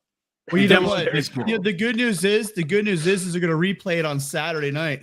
Oh! I haven't heard that one before. So boom. Go back to the one of the straight on shot. I think it's unique to have keep going. That one. I think it's unique to have, and so you can't see it in that picture, but on a clear day, you can see the coastal mountain range on the left and right of that upper section right there. Right there, yeah. Yeah, there we go, right there. Yeah, look at how beautiful. Oregon, you guys, and anybody who hasn't been to Corvallis, Oregon State has a beautiful campus. Like I think it's prettier than the Oregon campus. Like Oregon State is a gorgeous campus. Corvallis is a cool town. It's actually really close to Portland. USC is having its big pep rallies and stuff in Portland. It's going to be quite a fun week, I think, for everybody. Last note on the atmosphere. One thing I find hilarious is so the away locker rooms are going to be in that side, but up until this point, away locker rooms have always been in the basement of the Guild Coliseum of the basketball arena, which is across the street from the football stadium. So the USC guys are going to have to get changed there, and they're going to walk across, and we're all going to be heckling them, sending them off to the Big Ten so they can go freeze their butts off in Michigan. It'll be fun. All right, on to the game. So offense first. This is just can we keep up with Lincoln Riley's scoring? And people say we can't, and people say we're way overmatched talent-wise. It's like these are the same people that assume we're the same old Oregon State. So 2 guys to remember without Luke Musgrave. That's going to hurt, but we have some guys. So Tyjon Lindsey, who was a former 4-star, former number 7 receiver in his class, last year against USC had 100 yards and 2 touchdowns. Trayshawn Harrison, who I think is going to have the biggest game, he's 6'2", former 4-star number 7 receiver in his class. He's a statistical right now, I think top 5, maybe even top 3 Pac-12 leader. He had his drops issues. Tim touched on that. But that was at the beginning of, I think, the Boise game and then the beginning of the Fresno game. Since he's been doing way better. Just one of those things, he was getting ahead of himself. He's our best yards after catch guy. He's got the amazing play against, I think it was Fresno, where he caught it and then it was like 15, 20 yards out and there's like hordes of Bulldogs around him and he does this spin move. Beautiful. So he's going to be huge. And then our other receiver, Anthony Gould, is a legit 4.3 speed. Great hands. He's going to be our move the chains guy, but he's also our punt returner. I think that's going to be a key of this game. He returned one against Montana State last week. If we can sneak one on special teams, he's the guy, and he's just a burner. So I don't know. Before I talk about defense, anybody want to talk offenses? It's going to be who scores more, I think. Yeah. So here's the thing. I right now I am thanking God that you guys did not figure out a way to get JT Daniels, because if that was the case, I would be a little more worried. This may come back to haunt me, but with Nolan, I'm not really that worried. He's a solid game manager. He's a solid game manager, but he's not the kind of guy that's going to be able to go into a shootout with USC. I think you're going to be surprised. He has the number 2 or 3 QBR. His main thing was his long ball. He's worked a lot. He's hit a lot of great passes, 20, 30 yards plus down the field. That was the main emphasis. And if you look at what Jake Luton, who's in the NFL now, did his second year under Smith, we're seeing the same jump from Chance Nolan, who, you're right, is a game manager and he can get it done on his with his legs.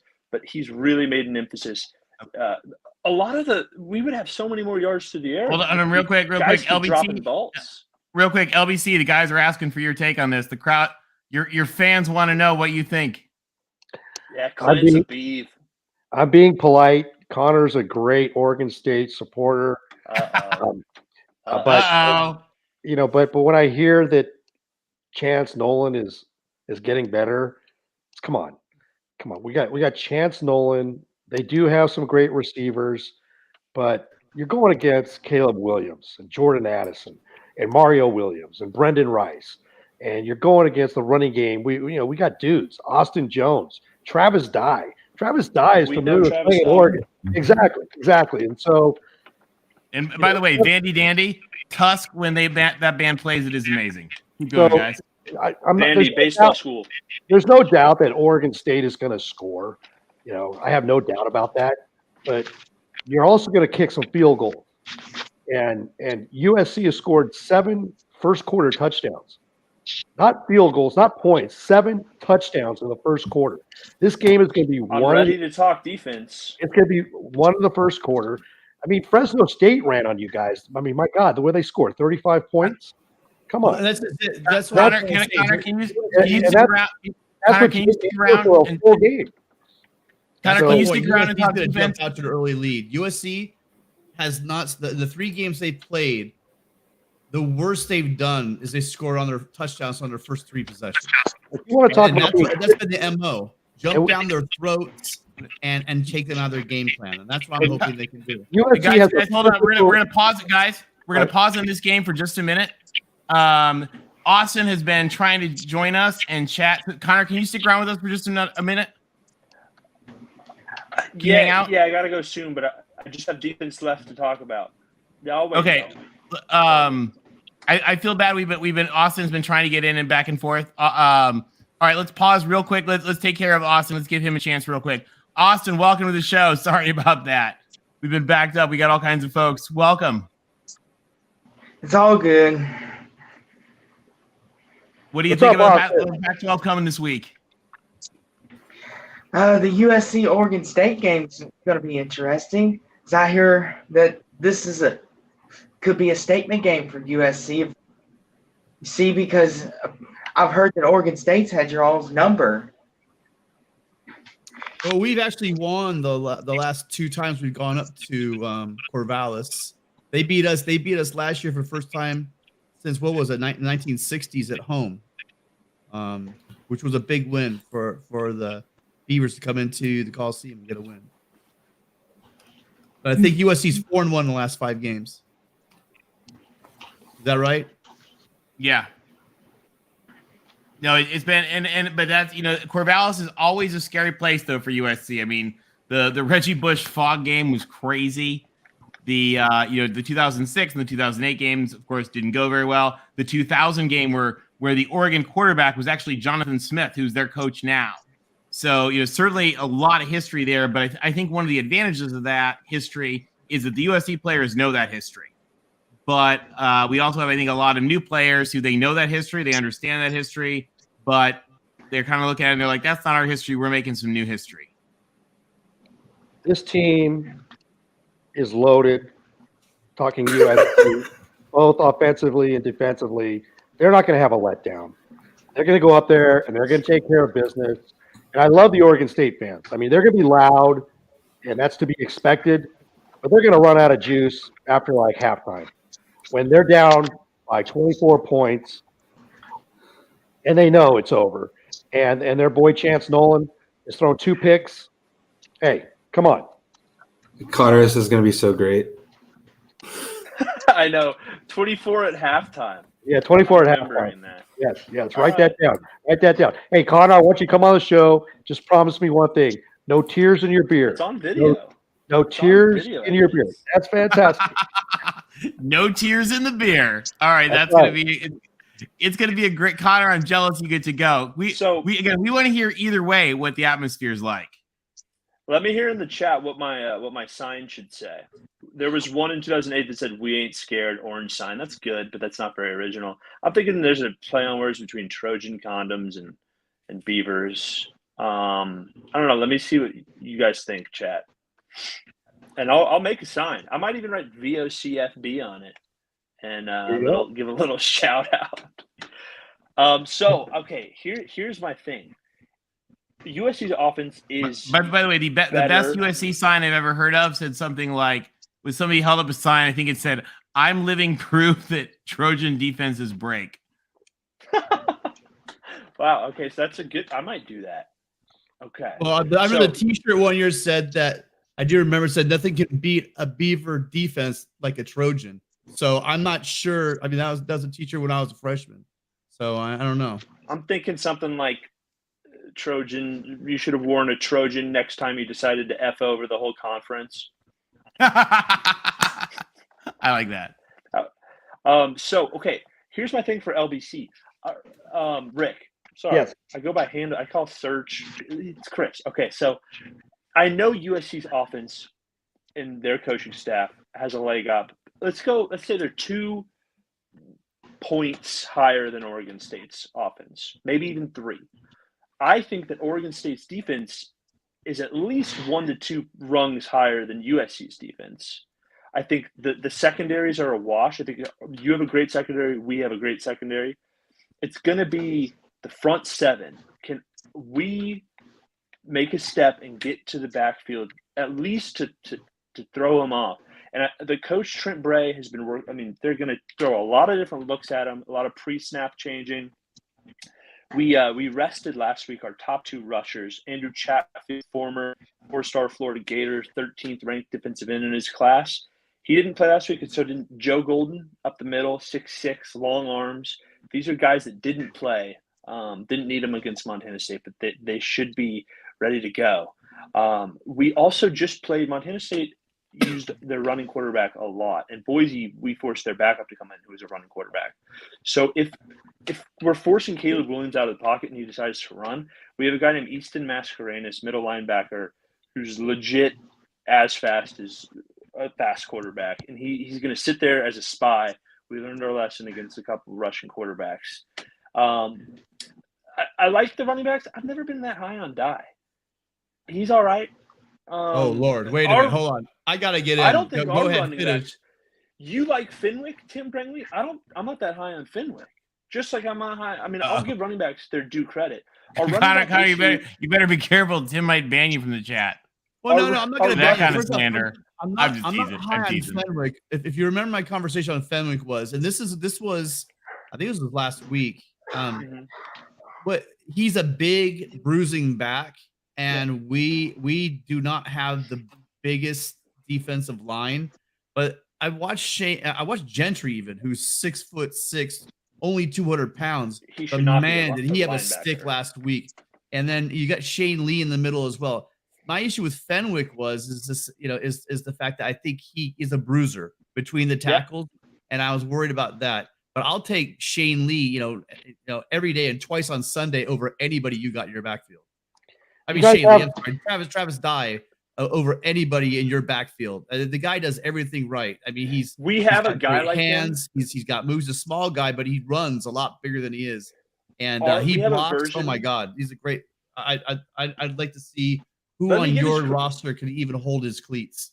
I'll give him props. He is very smart. He can catch the ball out of the backfield. He's hardworking. Doesn't have elite speed. He doesn't have an elite skill. He's just a dude, but he's a real dude.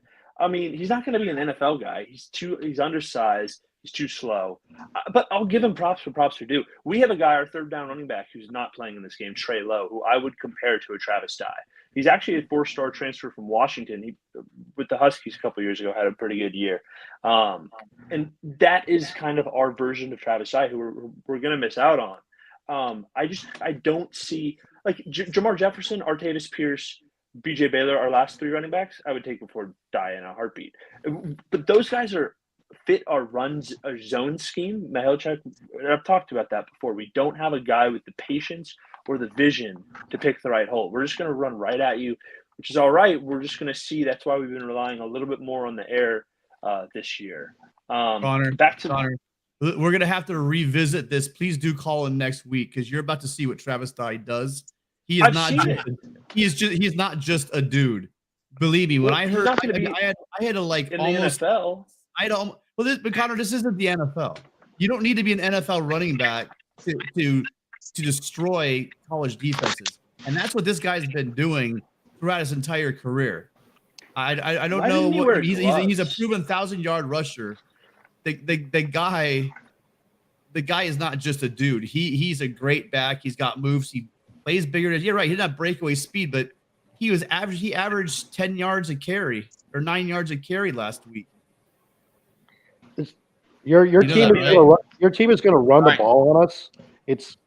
We've given up some big runs, but the thing about this defense is they're very fast, they're very physical, they're tough in the red zone. They're very lucky. We knocked out the starting Rice quarterback. We knocked out Luke McCaffrey, EJ Smith, Emmett's son. He got knocked out of the game the second half. They had a bye week. We just found out he's not playing against Washington. We also knocked out Jake Hayner. So, I mean, you might just let's not brag on injuring players. I'm not bragging on it. I'm just saying that it's a physical defense. We tackle, we hit hard. Injuries we heard for a long time, Connor, in the Pac-12 that we were soft. Exactly. It's pretty safe to say that we're not soft anymore. So all right, you guys, real quick, we got David wants to make a Connor. I know you got to run, and David wants to make a comment. Connor, finish us out on this game, and then we got to bring David in. I have a question. Do you know what USC's defense is ranked in the Pac-12? 10th. 11th. Scoring defense or total defense? Yeah, right. It was scoring defense. Total defense. Okay. Those are empty calories, man. You don't win games for yardage. Trojans banned without breaking. We can score on y'all. We've given up 19 points a game. The 11th except the 11th defense. We just leave it at that. Colorado is the only team they're better than. Okay, defense. That's fine. DBs. Go ahead. We have a player named Alton Julian. All right, go quick because we got David's waiting. We need to bring David in. You have 1 minute. Julian was an all Pac-12 first-team safety last year. He's been injured. He's back. We have 6 guys that rotate between two safety positions in a nickelback position, and we have two corners. Alex Austin is the #1 rated corner right now in the Pac-12. On the other side, Rajon Wright, 6'5", long arms. We're going to get in the faces of Brendan Rice. We're going to get in the face of Jordan Addison. They're studs, don't get me wrong, and they're going to make plays. We're going to sit back. You'll move the ball, and we'll hold you to field goals. All right, Connor, we're going to save this video, and we're going to replay it as we listen to you in the stadium. We want you to call in no matter what. We promise we won't make fun of you too badly. The service is going to be awful. Well, y'all are overconfident. Okay. My real prediction, I'm worried about this game, but it's going to be a game. Give us a prediction. Bias aside, USC is about the spread's worth better, maybe even 7 to 10 points better than us, but it's in Corvallis. Weird stuff happens. It does. So, all right, Connor, give us your score, and then we want to talk to you on Saturday night. Oh, all right. You're gonna make me put my money where my mouth is. All right. That's right. Here we go. Come on, we got the 40-45 Oregon State. 42 USC. Go Beavs. All right, Connor. Hey, thank you. We love having you on this show. We absolutely love it. We can't wait to chat with you on Saturday. Victory down. I love it. Ladies and gentlemen, Connor. Thanks, guys. All love. All love, Connor. We love you. Go Beavs every other week.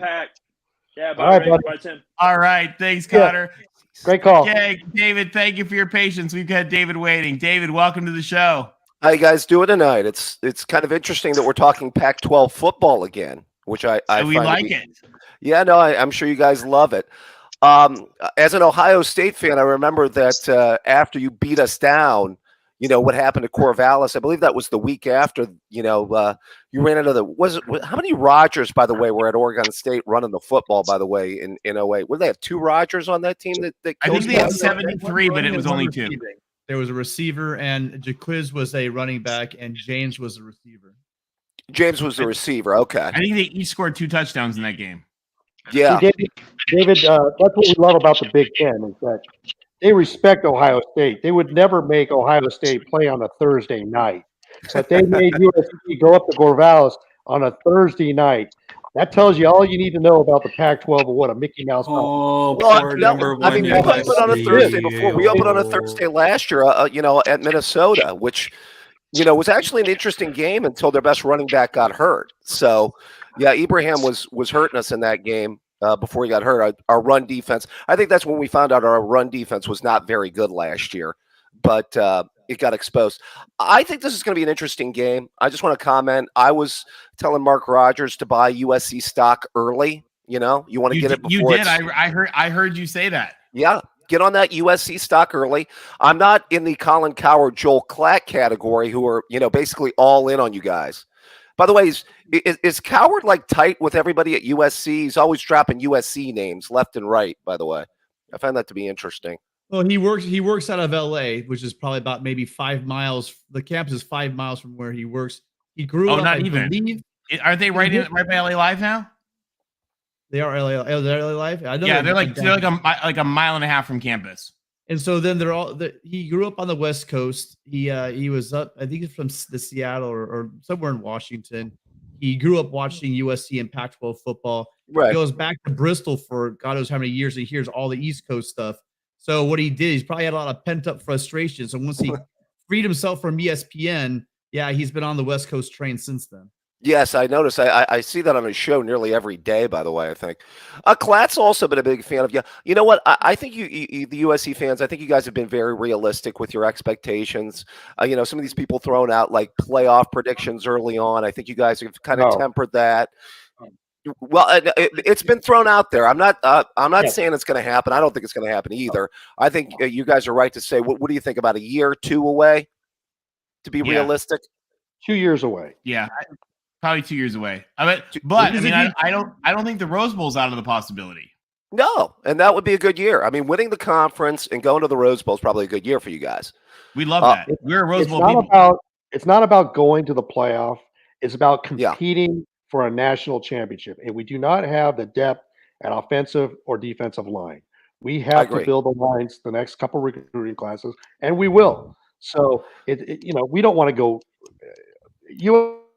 USC does not want to go and get embarrassed. You want to compete, and so I've been saying 8-4 this year. 8-4 is what I believe is the floor. Who knows what can happen? But USC is not a playoff team. Something may happen. They may roll, and they may end up 11-2, 12-1. Who knows? We'll just play a game at a time. Well, I agree with Roger there. I think 9-3 is realistic. I even think you catch a break at 10-2 is somewhat realistic.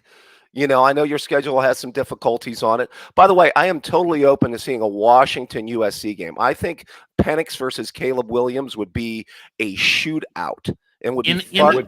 And the cool thing is that would be for the conference championship in Vegas. Yeah. I think we'd all have to go. Wow, I'm there. Great. Mark me down.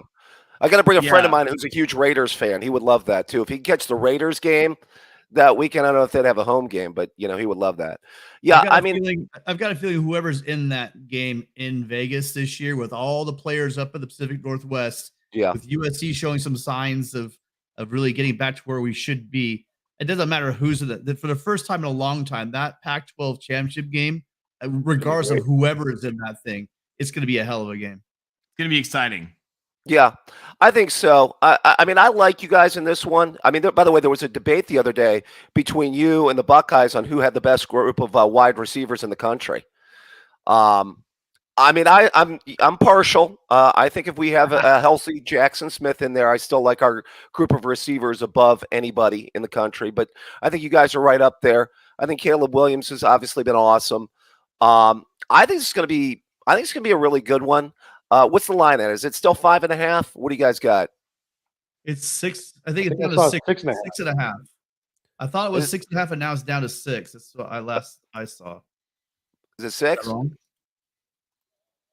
I've seen 6. I've seen 6.5. I'm not sure what the actual current.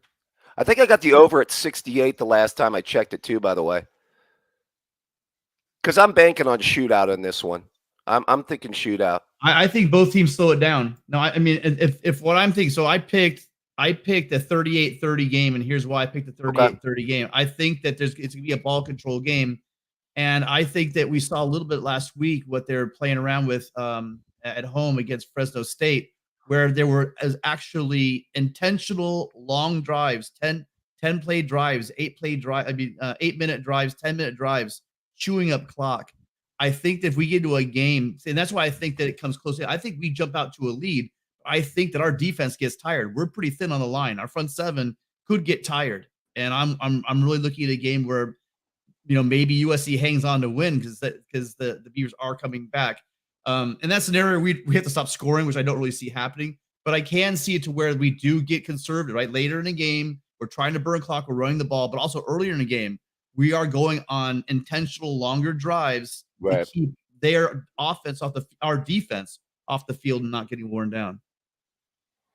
See, I 38-31 just sounds right to me. If I'm thinking about it, I think you guys, but it's their home field, so that's the other thing that you always give a few points for the home field. So I think it's a one possession game, and I think it comes down late. The only thing that breaks is if obviously you get turnovers. I mean, that's the one thing that could flip this thing around. Everybody knows that. That's when games get out of control, either special teams or turnovers. But, barring that, I think this is a game that comes down the last couple minutes. By the way, did you guys already talk about the Stanford game this week? We did real quick. What do you think about it? Washington, Stanford. See, I think that's going to be interesting. I want to see how Washington plays after kind of a good win last week and how Penix continues to look. I'm kind of riding that hot hand. I like Washington over the trees. I don't think that Stanford is a very strong measuring stick for the measure that you're looking for. Yeah, but I just want to see if they kind of keep their momentum going. Is all I'm saying. Sometimes teams get a good win and then they fall back the next week. That's kind of where I was going with that. But you're right. Maybe Stanford is just that bad. There's a good chance that Stanford might have the worst defense in our league. And I don't think they're definitely one. They're probably like the 10th. They're probably the 11th or 10th worst team in the league. So I think they're going to get hammered. They can't. You're banking the Penix puts up huge numbers. Then I take it. But the Yes. Stanford tree has promised me that he's going to give Dubs some scratches. Okay. What do you guys think of the Washington State-Oregon game? That could be a big letdown for the Dubs. Well, on that note, Will, we're going to talk about that, and we're adding Mikey G because we are short of some Ducks here. Uh-oh. Oh, Gotta Mikey, give the Ducks Mikey, some you can love. mute your YouTube tab. So Will, ask your question, and then why don't we have Mikey G answer it first? Do you think it could be a letdown for the Ducks against Washington State? I mean, maybe they should have gotten Cam Ward instead of Bo Nix. We'll figure that out. Yeah, I think that if your question is, will it be a letdown if Oregon loses? Do I understand that right, Will? Well, like, are you confident that you'll win? Okay, so I don't know if you were listening to my call in last week, but I was not confident against BYU, and I'm only slightly more confident against Wazoo. And that's only because of our performance this week. I mean, I think that we're finally starting to figure out the offense, or at least Bo is. And in terms of like a Bo v. Cam Ward kind of discussion, I think Bo has a higher ceiling. Obviously, Ward has done some things that are pretty impressive, but he also is very prone to make mistakes. But so is Bo. I mean, everybody knows that about him, right? If you look Good at Bo, bad Bo. yeah, and you know, the funny thing is that everybody knows that he has a better O-line. He has the weapons on the edge. He has weapons in the backfield. He has all of the tools necessary to be good Bo. But we didn't see that in obviously week one. So everybody was just left to thinking, oh God, this is going to be a miserable season. And the fact that we've had two very convincing wins, I mean, you expect to blow out Eastern Washington. I don't think anybody thought that coming off of the Georgia game. And then you go into BYU, an 11th ranked BYU, apparently inflated a little bit based on their previous win against Baylor. But at the same time, you're talking about a quality team with a quality defensive line and a respectable quarterback. So I think that we have the pieces kind of coming together. And I really like what we saw this last Saturday.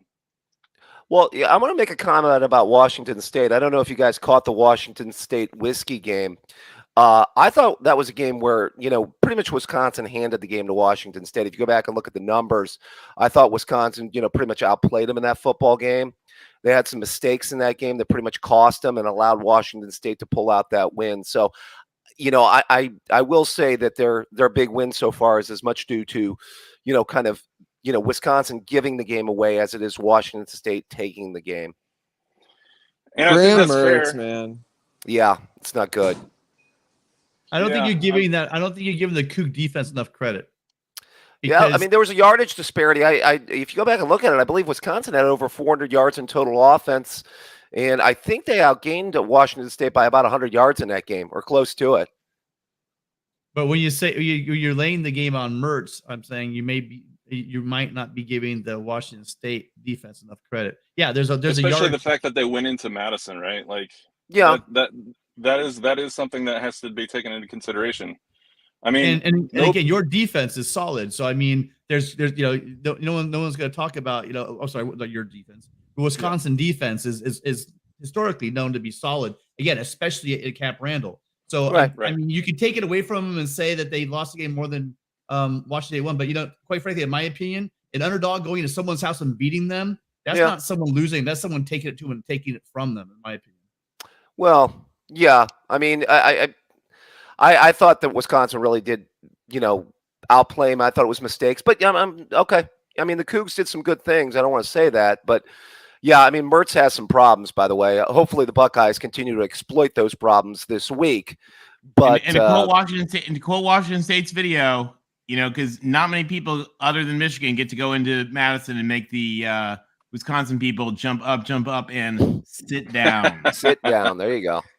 Well, and just to kind of like put a bow on what he's talking about, that is going to be the narrative, right? Like anytime a Pac-12 team goes in and edges out a win against the Big Ten, that is going to be, we drop the ball. And sure, that may be the case, but did you end up with the tally? Did you end up with the dub?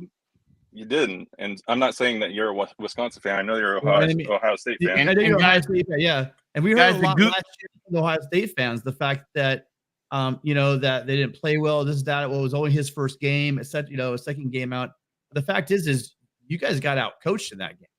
Period. And the guru has spoken. Mark Rogers himself has chimed in. Wisconsin was 78-0 when going 400 plus yards and giving up less than 300 yards. Wisconsin 401, Wazoo 253, and the Cougs got the win. Yeah, that's where Wisconsin I was going earlier. Wisconsin also turned the ball over 3 times. Wisconsin also turned the ball over 3 times and had 11 penalties. So there were some mistakes in that game. Washington State also had 3 turnovers. But if you're at home and you have 3 turnovers and 11 penalties and you have 400 yards total offense, that's that. There's some there, and field goals. The one thing I wonder about Wisconsin, people used to talk up Paul Chryst a little bit as a coach. I remember maybe more in these early days at Wisconsin, but I wonder, there's not much quarterback development there. And Mertz was a high recruit too, by the way. I would add that. The Wazoo shut him down. Yeah. I think that they should replace him. Go ahead, Mikey. Sorry. Well, I'm just wondering if I'm wrong in thinking that the last time Wisconsin was really great was when Brett Bielema was there. Yeah. Bird had good teams. I mean, but they've always been built the same way they've been built. Big offensive lines, solid defenses. Right. They've always found that one elite back. We can go down the list. It's like Barry Alvarez handed the playbook down generation to generation to generation to every Wisconsin coach, as we've talked about. And they usually are a well-coached team too. Jim Leonard's a good defensive coordinator. So, yeah, I mean, but the one thing is quarterback play and skill players. That's the one thing that separates them is they've never had, other than the 1 year with Russ, when they had Russ for the 1 year. All right, what about Mikey, what about the Ducks and the Cougs?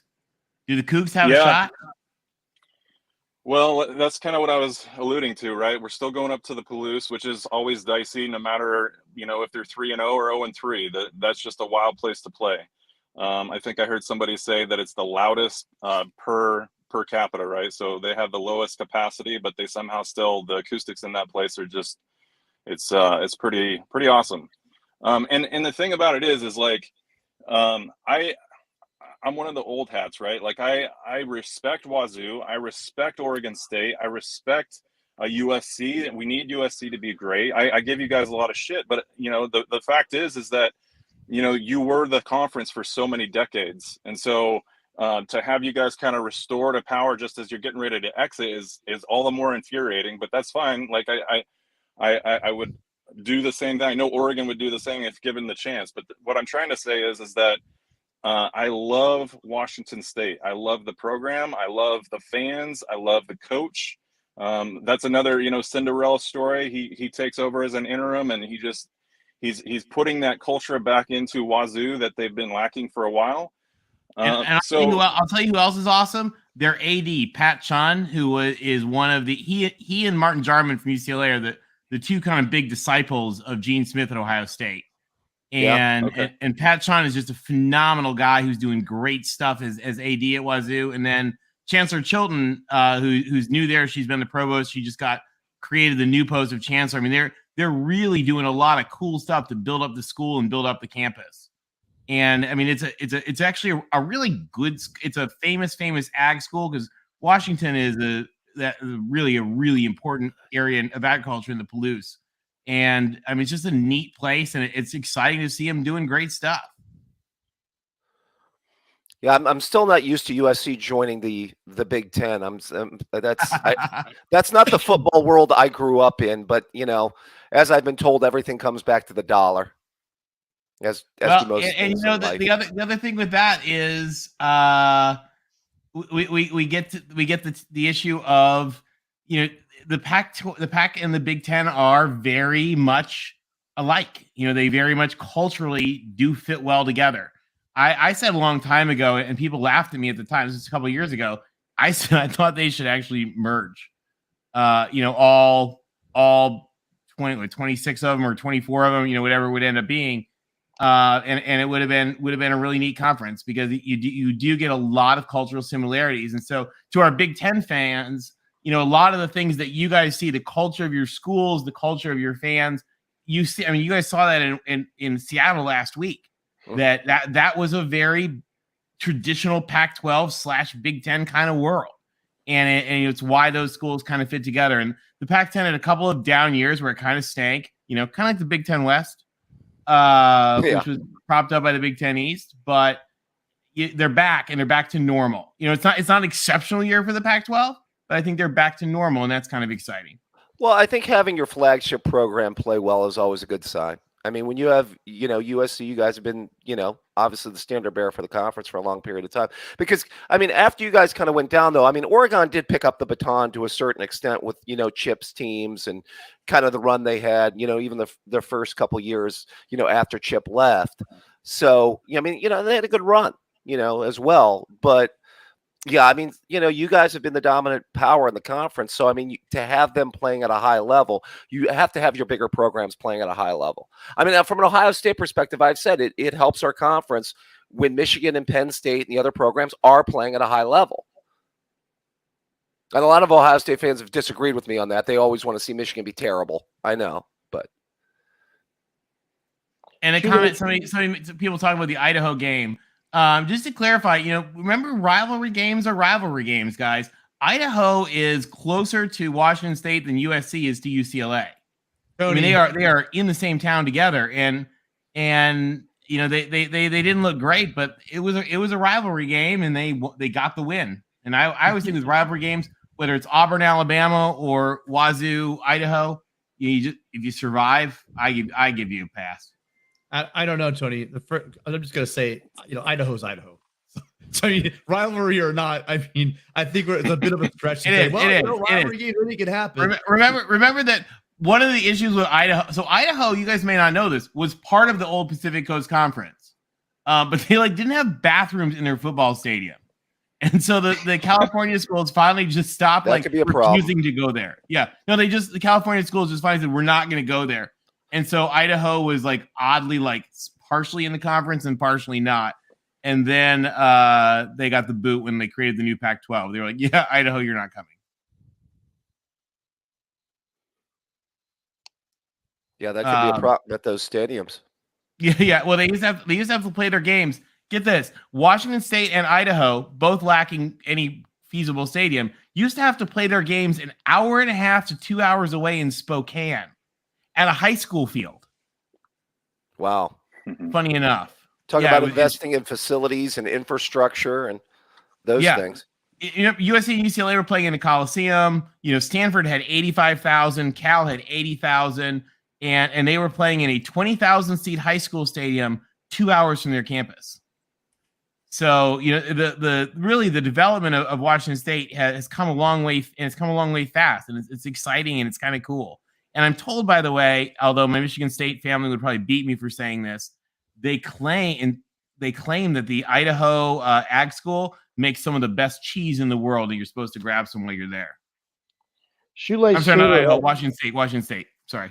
Shoelace Sooner had a good question. He says Washington State is averaging 26 points per game. Why are we acting like they are better than they are?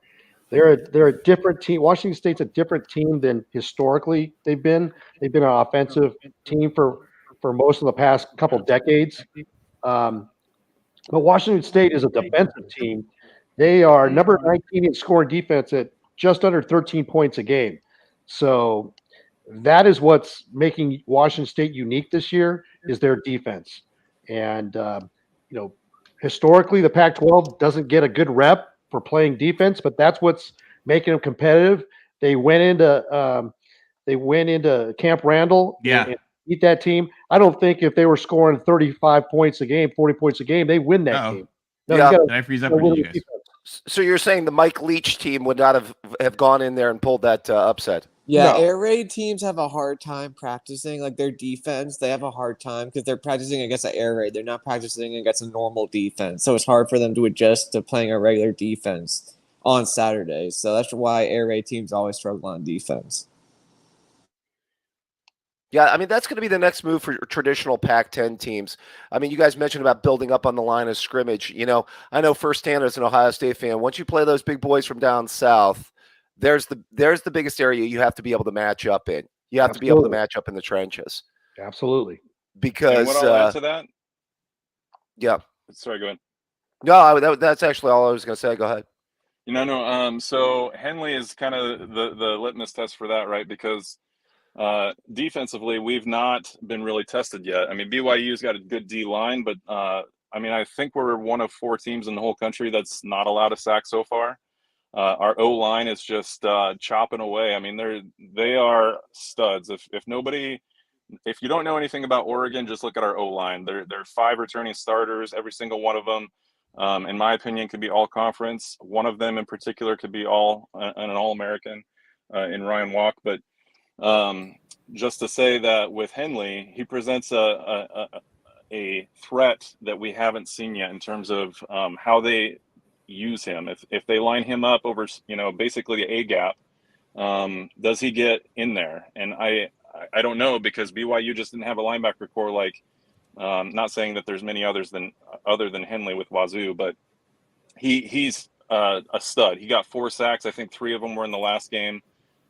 He's got 28 tackles. He's a smash mouth football kind of guy, and that's one thing that we, outside of Georgia, obviously, that we haven't really seen yet. I want to ask the Oregon fan a question. Now that Thibodeau is off to the NFL, is there a presence on the defensive line that, as far as kind of an alpha there that can get after the quarterback? That's to replace a guy like that, I know, but. Exactly, yeah. So if you're going to use the context of KT, then the answer is no. And that's no, I'm not throwing shade to any of our edge guys, because they're all studs, in my opinion. I think that they were living in the KT shadow. And you look at guys like Brandon Dorless. DJ Johnson is going to be an NFL guy. In my opinion, he'll be a first rounder. He played both tight end and defensive end last year. That's how much of a stud he is. This year, he is strictly defensive end. He's probably one of the strongest dudes on the team. And he had a critical, I guess he set the edge really well in the first drive against BYU that kind of set the tone for the game, right? So, and on the opposite side, you've got Brandon Dorless. He plays up and down that defensive line. He can line up on the inside, or he can line up on the 3 technique or whatever. Like, he's that versatile. Brandon is such a great dude. Like, if you ever want to get fired up, just listen to that guy do interviews, because he's just got this very sweet natured personality, but you watch him on the field and he's violent, and it's great to see. But to answer your question, yeah, there's other guys.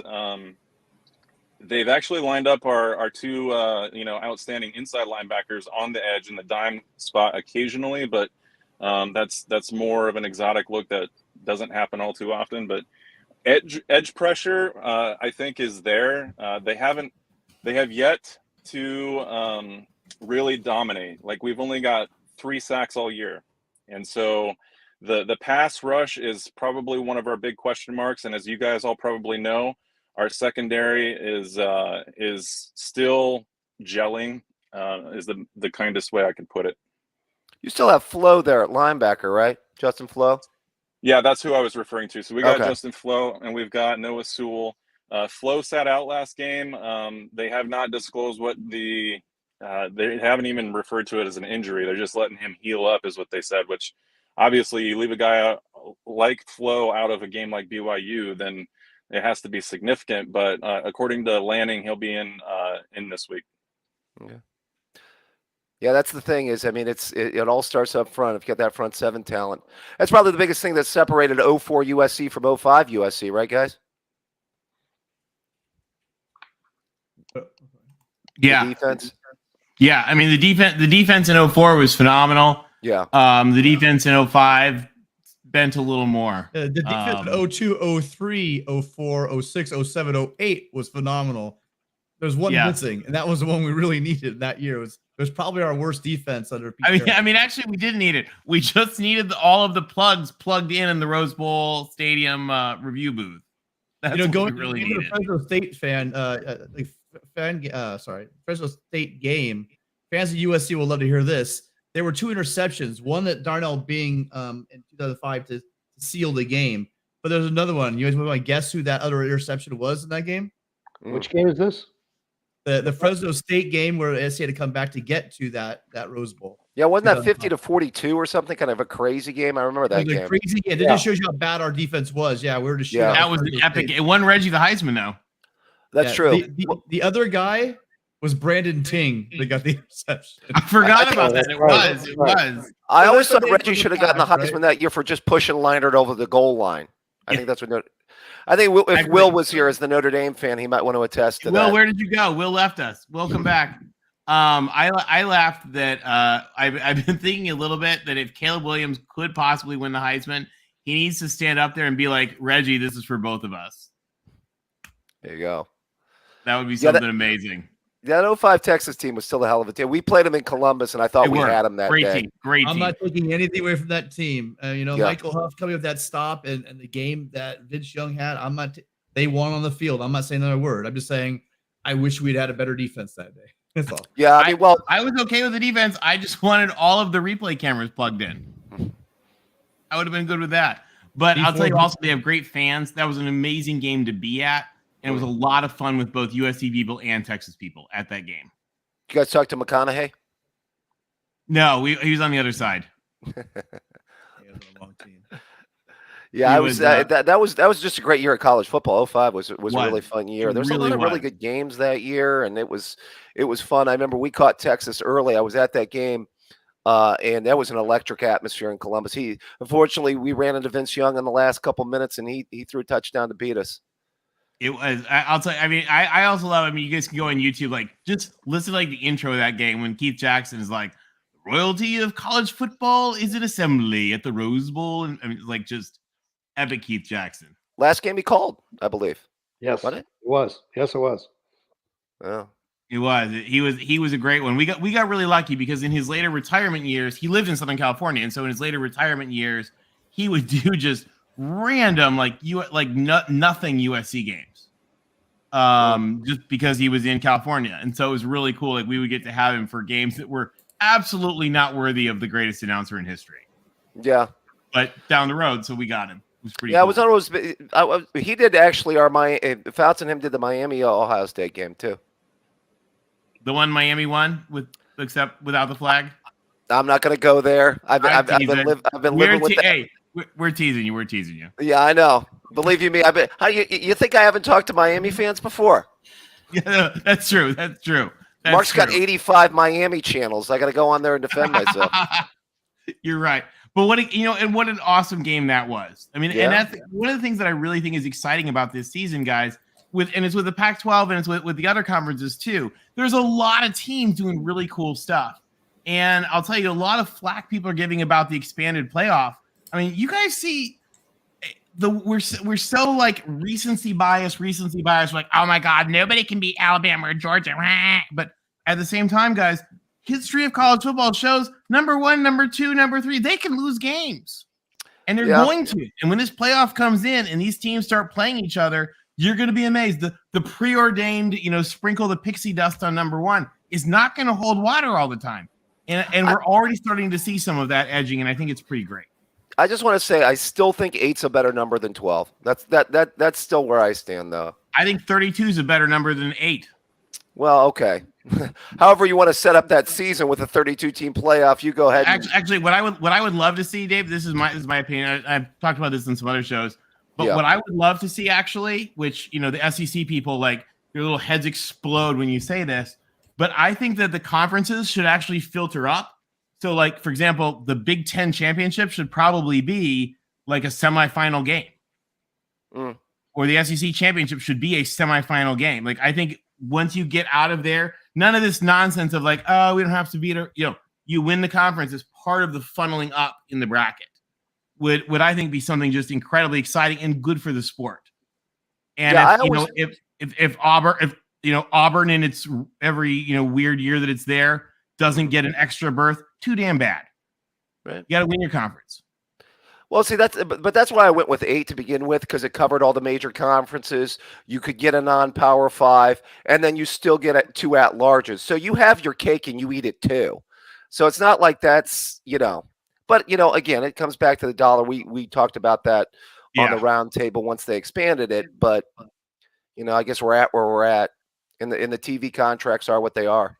And Clint, I like your idea of conference championship and runner-up gets in, except I think that should be the conference championship.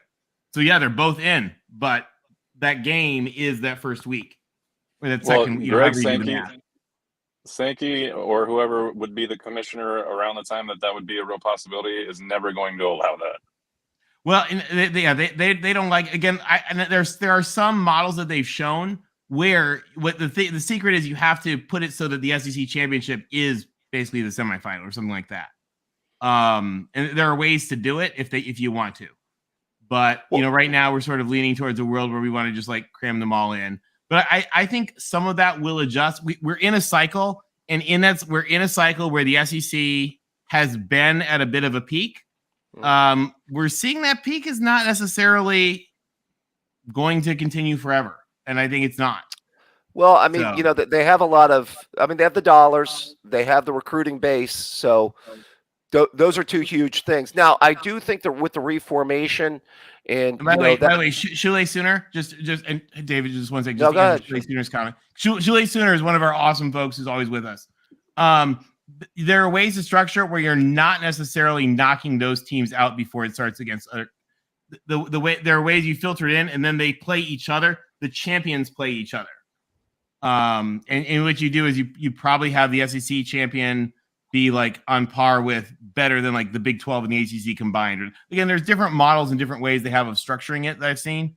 But there are ways to make it work like that. But you would have to accept the idea that like you don't have 7 SEC teams. And I think that as we get things more cyclical, that my idea might be more palatable. But yeah, it is a little rough, and it's a little rough like in this year, but we always keep that recency bias. So I'm hoping we can get out of that a little bit. Sorry, David, I didn't mean to interrupt. No, I was just going to say, SEC obviously with their, kind of the talent base, the region that they're in, dollars they invest.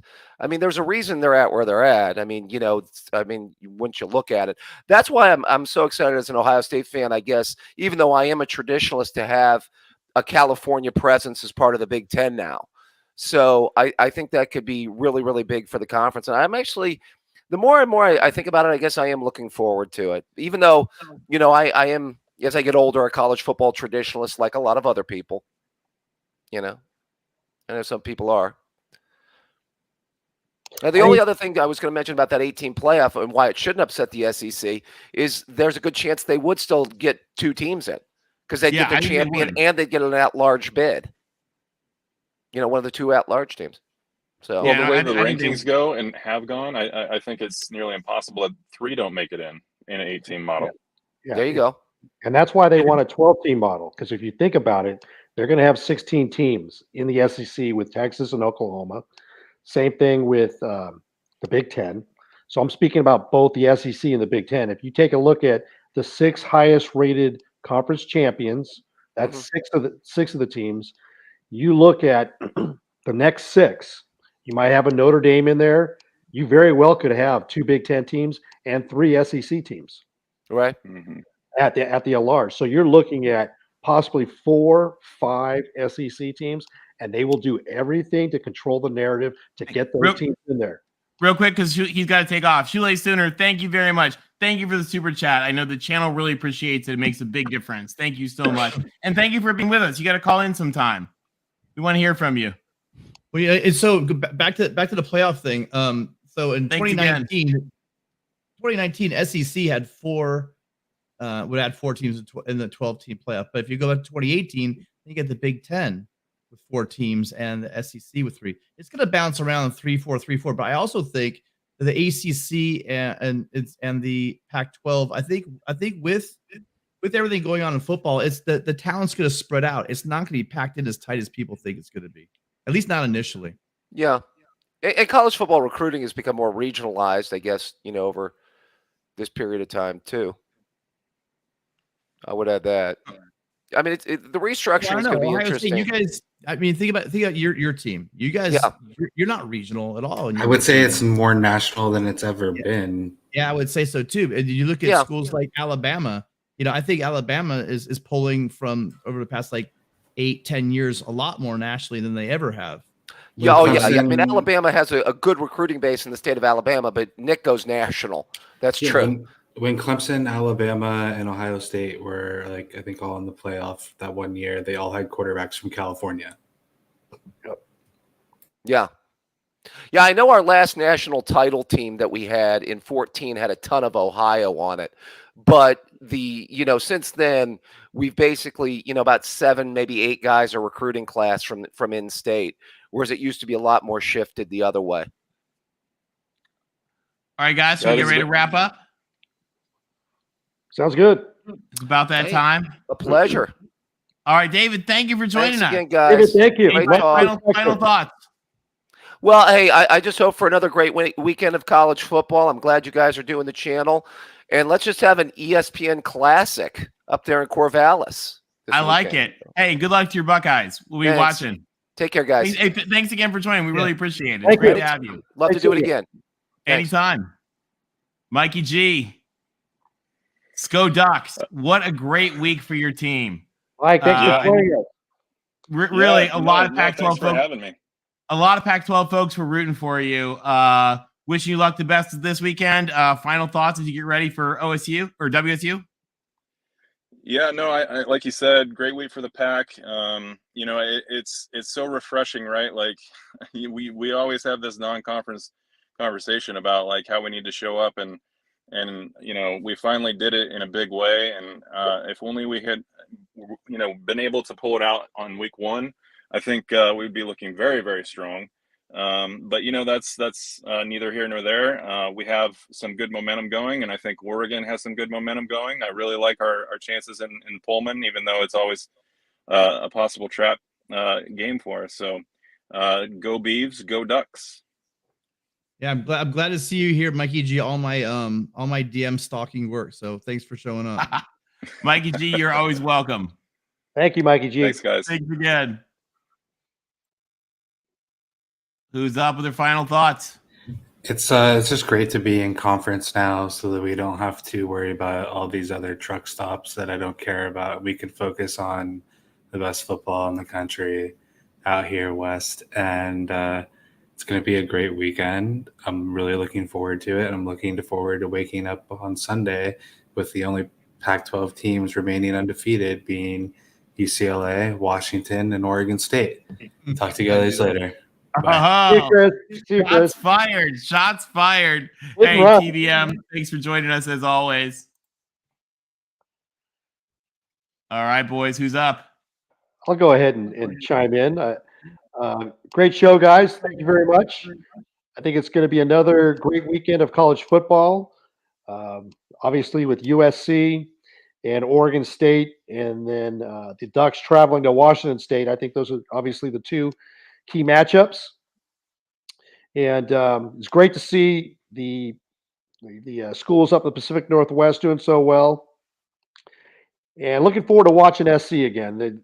They've got an incredible team, enjoying the defense, fast, physical. Yes, they do give up yards between until they get to the red zone, but very opportunistic. Looking forward to the maturation of the defense to see how they do on the road in a true first big test at Corvallis.